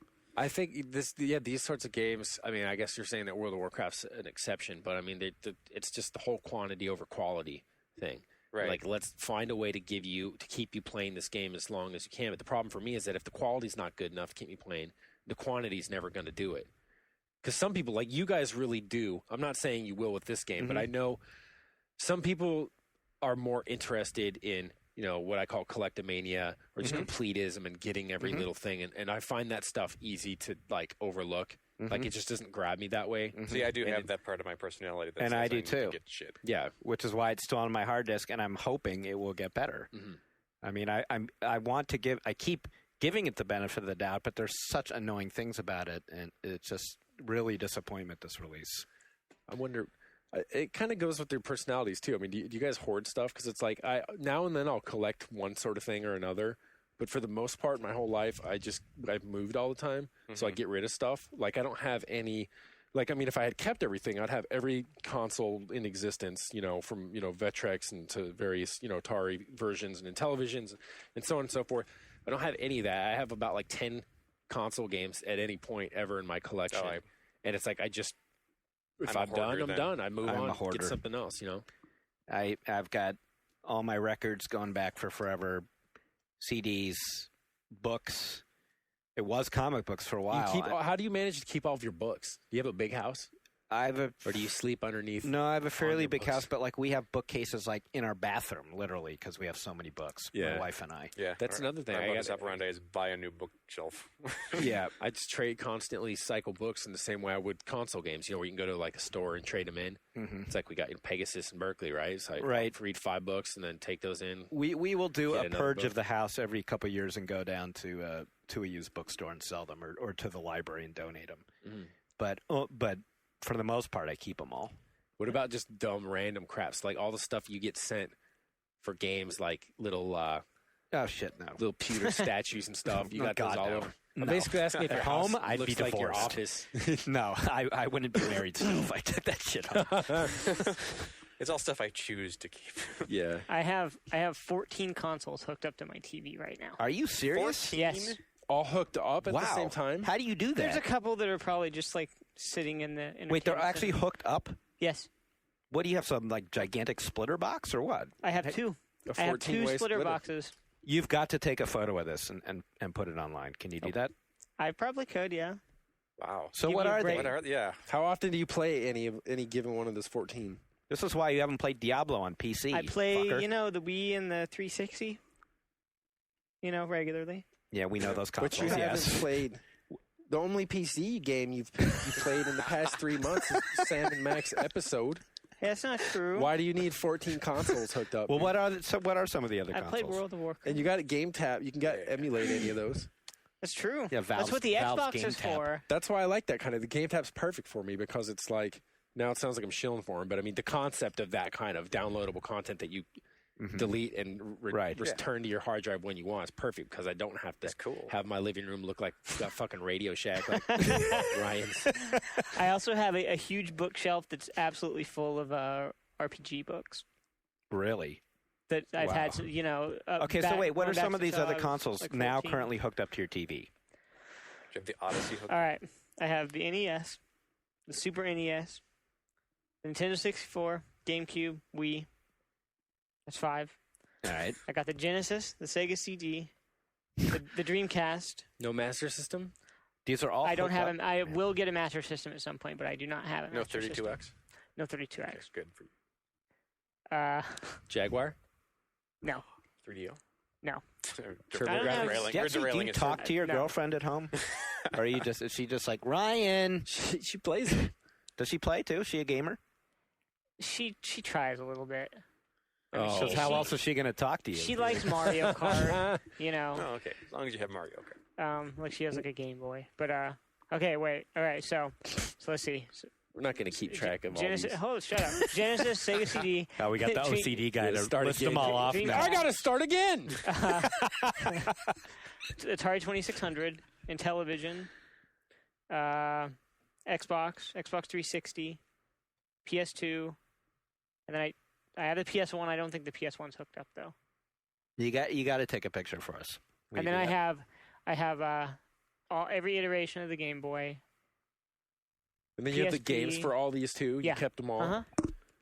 So you have probably have about 60 to 70 NES games. So you have that first Game Boy that kind of looks like the first cell phones. Yeah. That like giant thing. Oh, Like hell from yeah. World War One. Yeah, I do. Yeah. I have two Atari Lynxes, which were given to me by someone who didn't want them anymore. And why do you need two? I bet those were Because stolen he from my had house. two. You could sell one. You could. I lost two Atari So, Lynx. you interested in an Atari Lynx, John? So The moral of the story is you need to be playing Hellgate. Yeah. They got the apples and potatoes you're craving. Yeah. Or else just go join Retronauts forever. Fucking console. Yeah, dude, there's something about this I don't like. Yeah. Two-timing us. well, it's like, I mean, did you see that blog post I made way back when I took a picture of all like my Sierra and LucasArts? Yes. Or all my Sierra games rather. Yes. It's it's like the living room is the console version of that. Yeah. And you are the adventure game god. It's true. Awesome. Well, let's not say god. Let's say dweeb. You already no take backs. You said it. Ryan's comic collection's probably a He's gonna sight put to that on the behold, back of too. his box. No, my comic collection I've got like 4 long boxes. I've got 5. I beat you. Yeah. Might have some short boxes too. Oh, this doesn't count all the graphic novels that are on my other bookshelf. Mine don't have the graphic novels in them. Oh. Well, I have a whole I'm bookshelf. bragging. I have I'm a whole- bigger loser. Ha ha. Weren't you trying to get rid of these like a couple months ago? I was. I almost sold them all. Why don't you just get rid of them? Like every time I'd move, I like, had I'd 'em up just on Craigslist, leave and the I boxes took 'em like off. out in the apartments or in the neighborhood. I've thought of take that with like the shitty ones that I'm embarrassed I bought. But didn't I It's tell the even more story on watch this if you podcast take before? that shit I into did. a store and you come into a comic store and you're like, "Hey, I want to trade these in," and then they're like, looking through them, they're like, Yeah, we don't want this we shit. don't want this. Or they're like, we can give you $2. And Yeah. then like it even gets worse when you sit there and haggle with them. Oh, come on, man. Can't you make that $3? Can't you make that $3.50? You got like, Yeah. 8 years worth of books, 600 pounds of box. That's like when I sold my old like Chicago and Styx records and shit like that. Yeah. Like, yeah, we'll give you $2 for Yeah, this at that shit. point you're Learn to selling it by part with weight. it, man. Right. Let it go, dude. You live a freer, happier life without that shit. Without your clutter. Yeah. Yeah. All right. Talk about my dirt. So what? Oh, we have more games. We got plenty more games. Holy shit! What the hell? Do you long wanna- have we been let's, podcasting? let's Can't take a break. We already took one. Let me talk about Crysis a little bit right Okay. now. Then, and I know you played The Witcher, but I want to talk about Crysis because obviously the review just came out today. Okay. How you doing there, Sean? You made All right. you made a cringe face. I'm just looking at the time. Okay. Yeah, we do have a magazine to put out. Yeah, but we got We gotta have talk about we this have to talk stuff. about This is Crysis. We important. have Crysis and Witcher. And is that it? Then can we? Oh, and we're good to go. Let's see what Okay. happens after that. Yeah. Okay, So tell us about Crysis, Thorn. the review just went up today on that. I hear and- you hated it. Oh yeah, I did. Why'd you only give it an 8? Oh, Why'd you score it so low? God. You know, today like before when I was looking online before we came in here, I was seriously thinking to myself. And then Robert Ashley, who is on the show sometimes, aka Bobito Max Chill, was reminding me that he doesn't write reviews, and part for this sort of reason. It's like it's not worth your time, But it's one of those things where I'm looking at it, and now and then, what did I say earlier to Ryan? Okay, Mr. Rogers at least knew that his audience was in diapers, right? So he would know. He would do what he did in that knowledge. But for me, now and then, it's like I want to do something different, and then it's like I find out that the audience is in diapers. You just have to remember. And I'm not saying That they're in everyone. This diapers. isn't like, again, like don't even let this be like everyone sucks, and because then it would be me. But I'm talking about specific people, the kind who posted like the story at Voodoo Extreme or whatever, that the headline was, 1UP gets sloppy seconds, and then the sloppy seconds is hyperlinked to some other review that must have come out a few hours earlier or something. 8 out of 10. Why so low? I mean, fuck you, dude. Hey, whoever wrote that, seriously, fuck you. Yeah. You're a piece of shit. Because if you, I'm dead serious. You are. I know you're serious. Shit. I Whoever agree wrote with that, you. you can eat a dick. Because here's why, and it makes me so upset. Because for me, when I put an 8 on a score, I'm very seriously saying this is a damn fine game, and I believe that you should play it. And part of the reason is, of course, everyone uses different scales. We talked about it before, so I won't try to retell that entire story. But in my mind, and I can only speak for myself, I want to use the entire scale. That means 1 through 10, and every single one of those is a viable option, not this blurry area where 6 and 7 are the same, where 8 and 9 are the same, or 2 and 5 are more or less the same, or any kind of world where an 8 is low. Yep. Right. And the other part of this that is so frustrating to me is that, again, people see the score, the first thing they look at, the only thing they want to argue about, and it changes the way that they interpret every other bit of information in the review. Whereas we want to say, well, we can't have our way, apparently, especially online. I mean, I'm sure for GFW magazine readers, I love you. You guys clearly get it in the mail we get from you guys and stuff. But it's like, here's a review and here's a score to go with it as a little additional piece of think about it this way. If we had to put a score on it, here's the score. And so they conduct this sort of linguistic, sentence calculus or arithmetic where they say the assumption is any game that's been hyped throughout the year to any, significant degree, of which Crysis is one, games like Oblivion, games like Gears of War, the games that we get all excited about and talk about, the assumption is that they should all get a 10.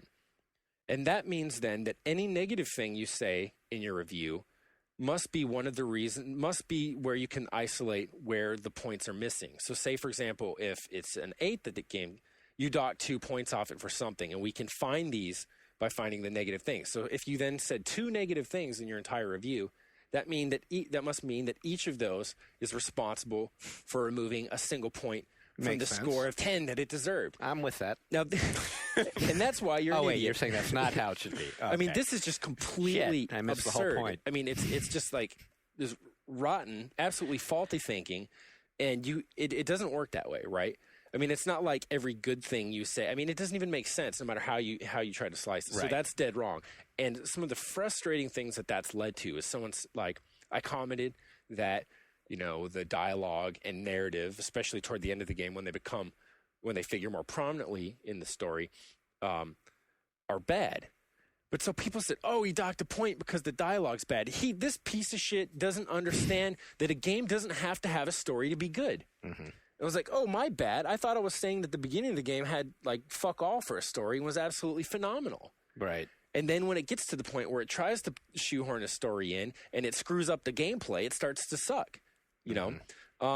Any other number of things. Then I shouldn't even read it. I should not read it because among the other comments that were read, Ryan or some other person at 1UP decided to make, because I didn't write it, they decided to make my review or biography paint a pretty picture of me, and it lists all my favorite games as Naruto. It's like every game that I like it's got Naruto in the title. But that's because you didn't turn your text in, so we had to write it for you. And people are online, dude, this is the worst review since Neverwinter Nights 2. It has to be pulled.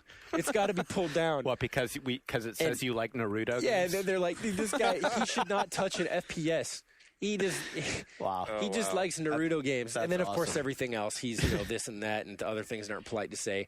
And, I mean, it's just mind-blowing. I mean, I can't expect – that's our fault. You put a joke there. I don't know. That's why I don't think you guys should have done that. No, but it's I disagree with you. If people couldn't read that from you and see that was a joke, then they're morons. Right. You should not be worrying about these people. And then other things that happen, it's like, that's the main thing. And 8, and you see all these people posting I'll still play it. I'll still try it.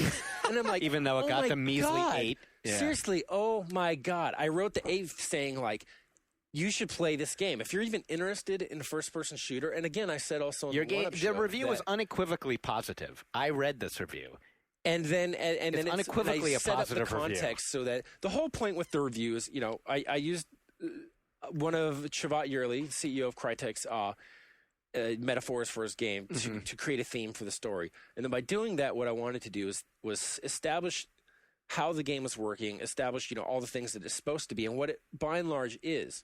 And then when you have this framework, when you get to point, instead of saying the AI is great, but sometimes it's not or whatever, and then just getting, here's the graphics, here's the audio, like that when you get to the part where things aren't necessarily impressive to me, it's now situated in this context of like, here's all the things that are going right and the ways that it's going right. And so now it's like doubly upsetting when these things happen, Right. And here's basically the thing with the game. Some of the stuff in the beginning, the majority of the game, the first 3/4 of the game is just incredible. And I've said that before in the one-up show. I've said that if you like FPSs, it's a no-brainer. Go and get it, provided you have the system to play it. And it'll make you look. I mean, I've mentioned how it's made me look at COD differently. Mm-hmm. It'll make you look at all the other shooters you play differently. You'll at least want to say, well, how did Crysis handle that or whatever, and they've shown you what option, that there are more options out there for designers than a lot of people acknowledge, and then so because of it, and it establishes all the stuff, and it's, as you're playing, you're becoming more and more comfortable with the way that the game works, and you're experimenting and you're having more fun. And then all of a sudden it gets to this point where, and it wasn't just that it becomes linear where it had been, systemic, procedural, wide open, where it just becomes scripted and narrow and all this stuff. That was a shock, which it was, but it became, it's not but it's also specifically that it's poor scripting. Mm-hmm. It's not like COD4 quality linear stuff. It's just like kind of lousy, like what I was talking about for the beginning of Area 51, And why it was so frustrating to me is because you could still see the potential. And then, here's some spoilers in this, but after you do just all these phenomenal things where you're fighting helicopters, you're hiding from them, they're falling through the trees, you're running and getting in a boat, crossing a lake, sniping someone, getting in a tank. Then, you have these situations where you're escorting someone. If he dies, you die. Then you get in a Jeep. You can't switch positions or anything. It's like you just have to go down this exact same path, shoot the guys that come out in the exact same spots. Again, Area 51, the old game in the bar that Ryan frequents. And I had to throw that in. And then you're looking at it, there's a flight section. And you have to fly, and you kill X number of enemies, and the invisible wall kind of vanishes, and you get to move forward. And you're looking at it, and you're like, the plane sucks, but I want to land. What if I land? I mean, everything still looks great down there. What if I just take a truck instead? A final battle on an aircraft carrier instead of standing there. Now, here's the spoiler thing, where the end of the game... are you telling the end of the game?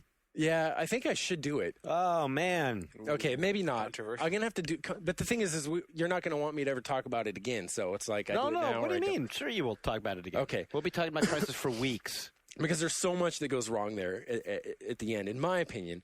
And so it's not just that it violates the expectations, but everything that's happening, you can still see, well, what if they did it along the way that, so you, if they maintained the approach that they had established, it would still work. So you feel like they broke the expectations that they set They still could have told the story. They could have basically ramped up the game and made it better and better and better until the point where it ended, it would have been like, oh my God, when you put it down, I cannot wait for these guys to make another game. This is freaking brilliant. So instead, I feel those. I have that emotion at many points in the beginning of the game, in the midpoint of the game, and at the end when it's done. Because and I'm kind of shackled. I can't say specifically what, thanks to you.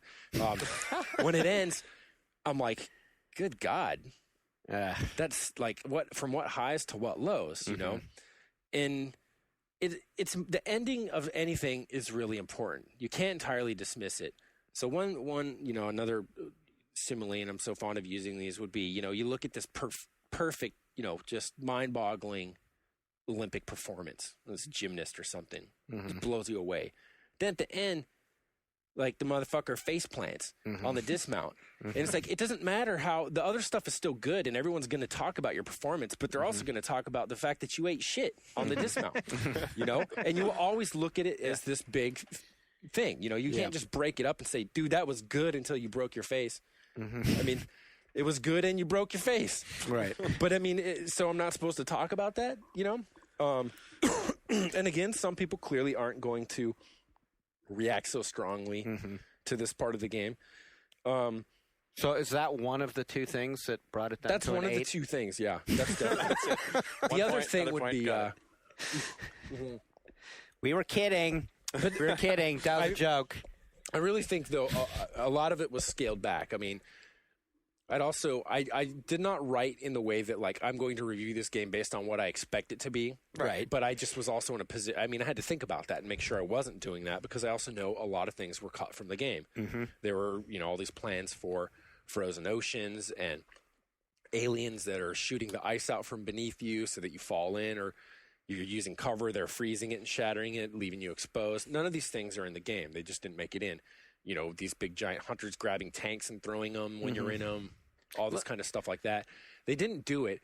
And there could be any number of reasons for it. But I think that if those things were there, if it was a matter of time, if it was a matter of assuming that more people had hardware that would meet the minimum system requirements to enable that sort of stuff, I mean, whatever it would be, I do think that it would have been cool to see that. And well, let me ask you something to just sort of put you on the spot for just 1 minute. Yeah.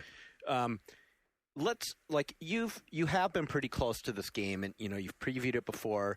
You've talked to Shavat. There's a lot here that you've been up on this game. Yeah, totally. And so, what do you think that someone who came to this game like completely fresh might have reacted differently to? Maybe the ending at that point to them would have been overwhelmed by all the stuff that came before it enough to make them go like, "Oh my God, it's an 11." You know what I mean? Right. Like, is it possible that your expectations were so high that it became a disappointment? It's hard to say. Well, I really don't believe that it's because my expectations were so high. But I mean, expectations established in the course of playing the game for review. So again, like some people just will not care. Some people are extremely happy with just about anything. I mean, you'll see people arguing to death that, like, just pick any random game, it was the best thing ever, and it was entirely without fault. But I think if people are critical, to some extent, I believe that this is going to be a thing that's repeated. I think you're going to see a lot of people talking about how, this is, I think I even said it in the review, I do believe that all conversations about the game will come to the point where they say, well, what about the end? How did you feel about it? And then maybe there'll be room for disagreement there, but a lot of people, just maybe more so than go the other direction, will say that, it was disappointing.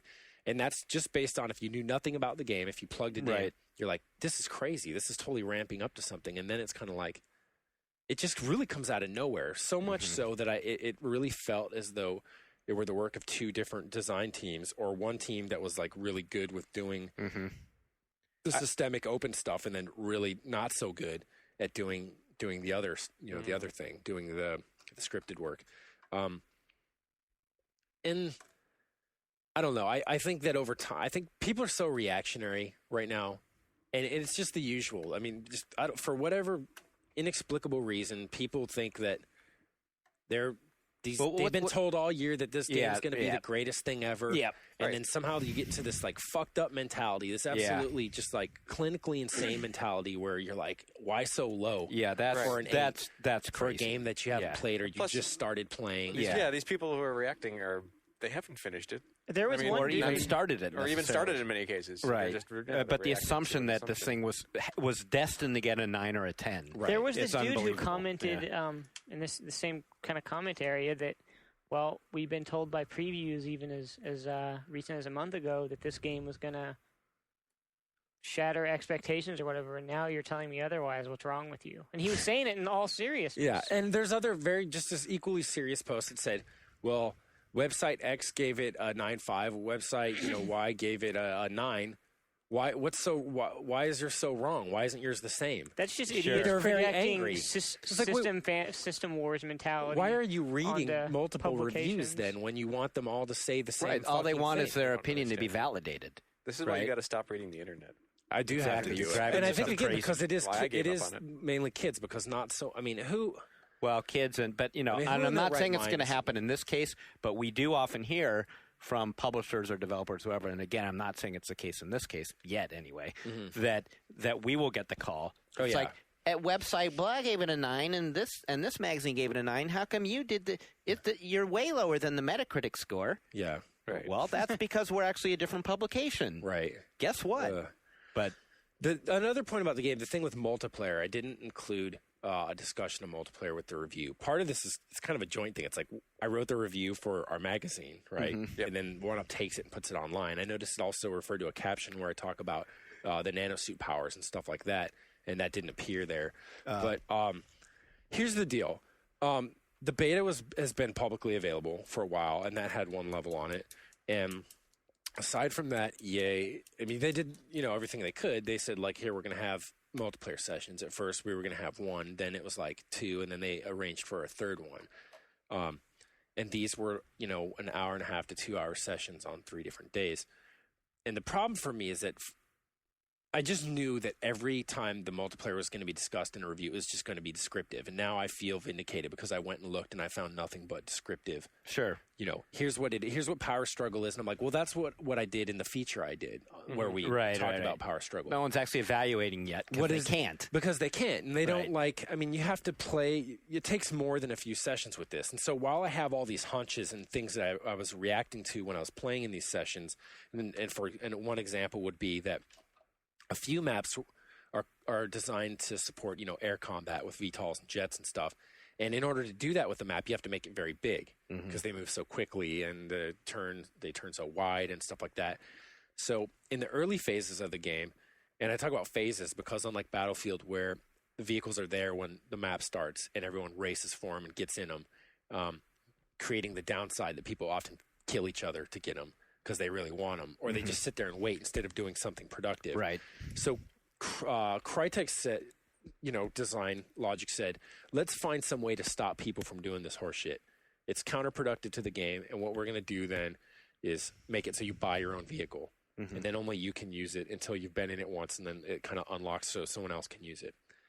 You have to buy something, you have to get the prestige points in order to do it, and to get the prestige points, you have to play for a while. So at the beginning phases of these very large maps, I found that you're getting in a vehicle, like there are freebie Jeeps that are there. They have no guns on them or anything. And you're driving and driving and driving to one of the many distant capture points. And, they go by different names. They're, weapons factories and energy sources, prototype energy sources. It's just kind of like, okay, I'm driving. You get there. Maybe you get in one firefight. You kill one guy, but he had someone with him. And by the time you killed the first one, the second guy killed you. Spawn again, do it. You're kind of getting a little bit of stuff, but then you're like, all right, this time I'm going to get this rifle and a grenade so that when I run into 2 guys, I'm like more likely to win, And then it happens. It could happen. It could work. And so if it goes one way, then you'll get a little more experience. And you're continuing to do this. And it's kind of, I didn't find it very fulfilling, And then if it went bad, it was really bad because it was like then you only had enough to buy a pistol. So you're driving the same route again. You can mix it up, but you're just driving another distance. And then the worst case scenario, no one's there because people are just all over. You meet someone. It's very sleepy pacing. And then finally, when it does ramp up, and the game could take, like one of the matches took like almost 2 hours. Then at the end, you've got jets and stuff, and you're able to get around, or if you have enough money. So I found that annoying, but it's like I don't want to just jump on that yet because I could play it for another week and say, oh, I was missing something. There's some other factors where we really do end up sort of congregating in one area, and the action does stay intense through all these phases. And now that I've been playing it for a long enough time, I do appreciate this solution, and I think it actually is maybe superior to the Battlefield scenario or whatever. But and I don't see anyone talking about anything like this. Like I just see and I can't complain what they're talking about when I'm not talking about anything in mind. But it's like I just wanted to wait until until I felt I can give you an evaluation of this and not just a description. And then when you just have a description there and then you have your score, then you have the 10 that these guys want so bad. Then you're like, oh, that's a description of a 10 multiplayer game right there. Well, Sean, we may not get the Crysis 2 exclusive scoop now, thanks to you. Yeah, let's hope. Let's hope they're. I think Chavad and them are good people. I mean, hopefully nothing happens like that. But we know that there are circumstances in this business where you say a negative thing about something. Sometimes you're out on a message board. Yep. One negative thing in a sea of positive things, and you are out. They fucking hate you. Yep. You get the angry call from the CEO of the company to somebody over here at Ziff Davis, and then the next thing you know, everybody's in trouble. It's so not worth it. I could see for so many people, it's like Just give these games the 9s and 10s and make everyone happy. Make the publishers happy. Yep. Make the kids online Why happy. don't we do that? Why do we have to hate, Sean? It would be so much easier to do that. All right, that's my new mandate, guys. 9s and 10s only? 9s and 10s. For everything. Well, actually, if there's smaller publishers that don't advertise with us, that's okay. If they're big ones that want to give us money, 9s and 10s. So 5s for everyone else. Otherwise, 5s using a 9 to 10 scale. Right. I'm good with that. 5s for everything unless they advertise with us. And then depending on, like, if it's like a half-page ad, they get a 6. It's not even that. It's just straight. That's too. It's just a 9 or a 10. Just Oh, do you're that right. and Just you're 9s safe. and 10s. Yeah, because the 9 Why will piss anyone attract off? them to advertise. Oh, you're right. These guys love games. And if we give them our game to review, they're going to love it. And we may sell more. You're right. Why didn't I think of this before? 9s and 10s. brilliant. Next issue. Everything. Look for it in games. It's sad though, because I mean, to be serious, you're like, hey, I'm going to be fair to myself, and I'm going to be honest, you know. Like I said, both COD and Crysis are awesome ass games. I love them. They're both great. Yep. But I mean, they got some issues with them, and they're significant to me. I mean, they're not. Neither is the best game I've ever played in my life. Ryan and I were in line for lunch, wondering, like, do other entertainment industries that review things have this problem? I bet they do. Yeah, I know the music industry does. From people I've talked to that work work in video music magazines. with records, with record reviews and stuff. Yeah, Really? We're the same sort of How thing. come the where new they'll- Britney only got 2 out of 10? That kind of thing. So that means you can't interview. Entertainment Weekly gave us a 4. Do You you won't be able think to a interview studio people in there. publicist calls up Roger Ebert and goes like, "Why do you only give this movie 2 stars?" He gives thumbs. Or what, doesn't he gives get stars stars on on his- his website? Oh, you're Yeah, right. he He gives does. stars, too. Yeah. Yeah. So, Yeah, well, they probably do, right? And that's why they all love Harry Knowles. oh Right? god, Because he yeah, loves okay. everything. There's right. that's a good point. That's another 10. Here you go, Harry. Here's your free bowl of chili. Thank you. I love that movie. I prefer Bush's baked beans. Anything you say, Mr. Knowles. Thank you for loving King Kong. Yeah. Yeah. So I'm going to keep playing now that it's out and there are other people to play in a natural environment and that aren't all EA testers who've been playing the game in various iterations for the past 6 months and just rip you up and see what I think about it, and hopefully I'll have something worthwhile to say. So If you like one more thing, then we can give it a 9. we definitely Yeah, could. you got to We can go back up a point. That was part of the thing that was kind of controversial is that the review someone put on there in the bottom. I'm passing the buck again, but like that it will not change the score. And it's like, that's kind of hard. It was because it's like, I mean, we do have to put out the score. And it's like, my sense, this is my gut. Like, from all the time I played, this is the score the game gets with it. Right. But I mean, maybe it'll have to break precedent if, like, I play this thing for 40 hours straight. And then Ryan's looking at me like, dude, why are you saying this? I'm just saying hypothetically, I mean, Scores suck. I hate numbers. I wasn't the one who mandated that note. right. I wish we could go back to that one mini revolution we had where we took the scores off everything. I just was sick of great. doing reviews, man. I need just to do something else. Oh no, you're doing like 3 next issue. It's just not worth it. It's like, Can we just start like assigning random pictures of scores? Like, this is a carrot. Hey, This you is know a- what? No, That's a man. great idea. This is a buttered Wait, they gave carrot. us a carrot. Is that good? I want to Well, know. it's a I would healthy like to vegetable, talk about maybe. review games on podcasts with no scores. Just say everything you want. Don't have to worry about. Hey, all that may be in our future. But then we don't have to give it a number. We just Or talk We about may our very festivals. well have a reviews or podcast. I really like Sean's Should be idea. good. A random object in the world. And we never explain the system. Hey, but And you're it's not you just know, fruits and vegetables, it's like everything. You and I are now the only ones who have work systems that are capable game of got a playing chicken. games. This Yeah, is true. Yeah.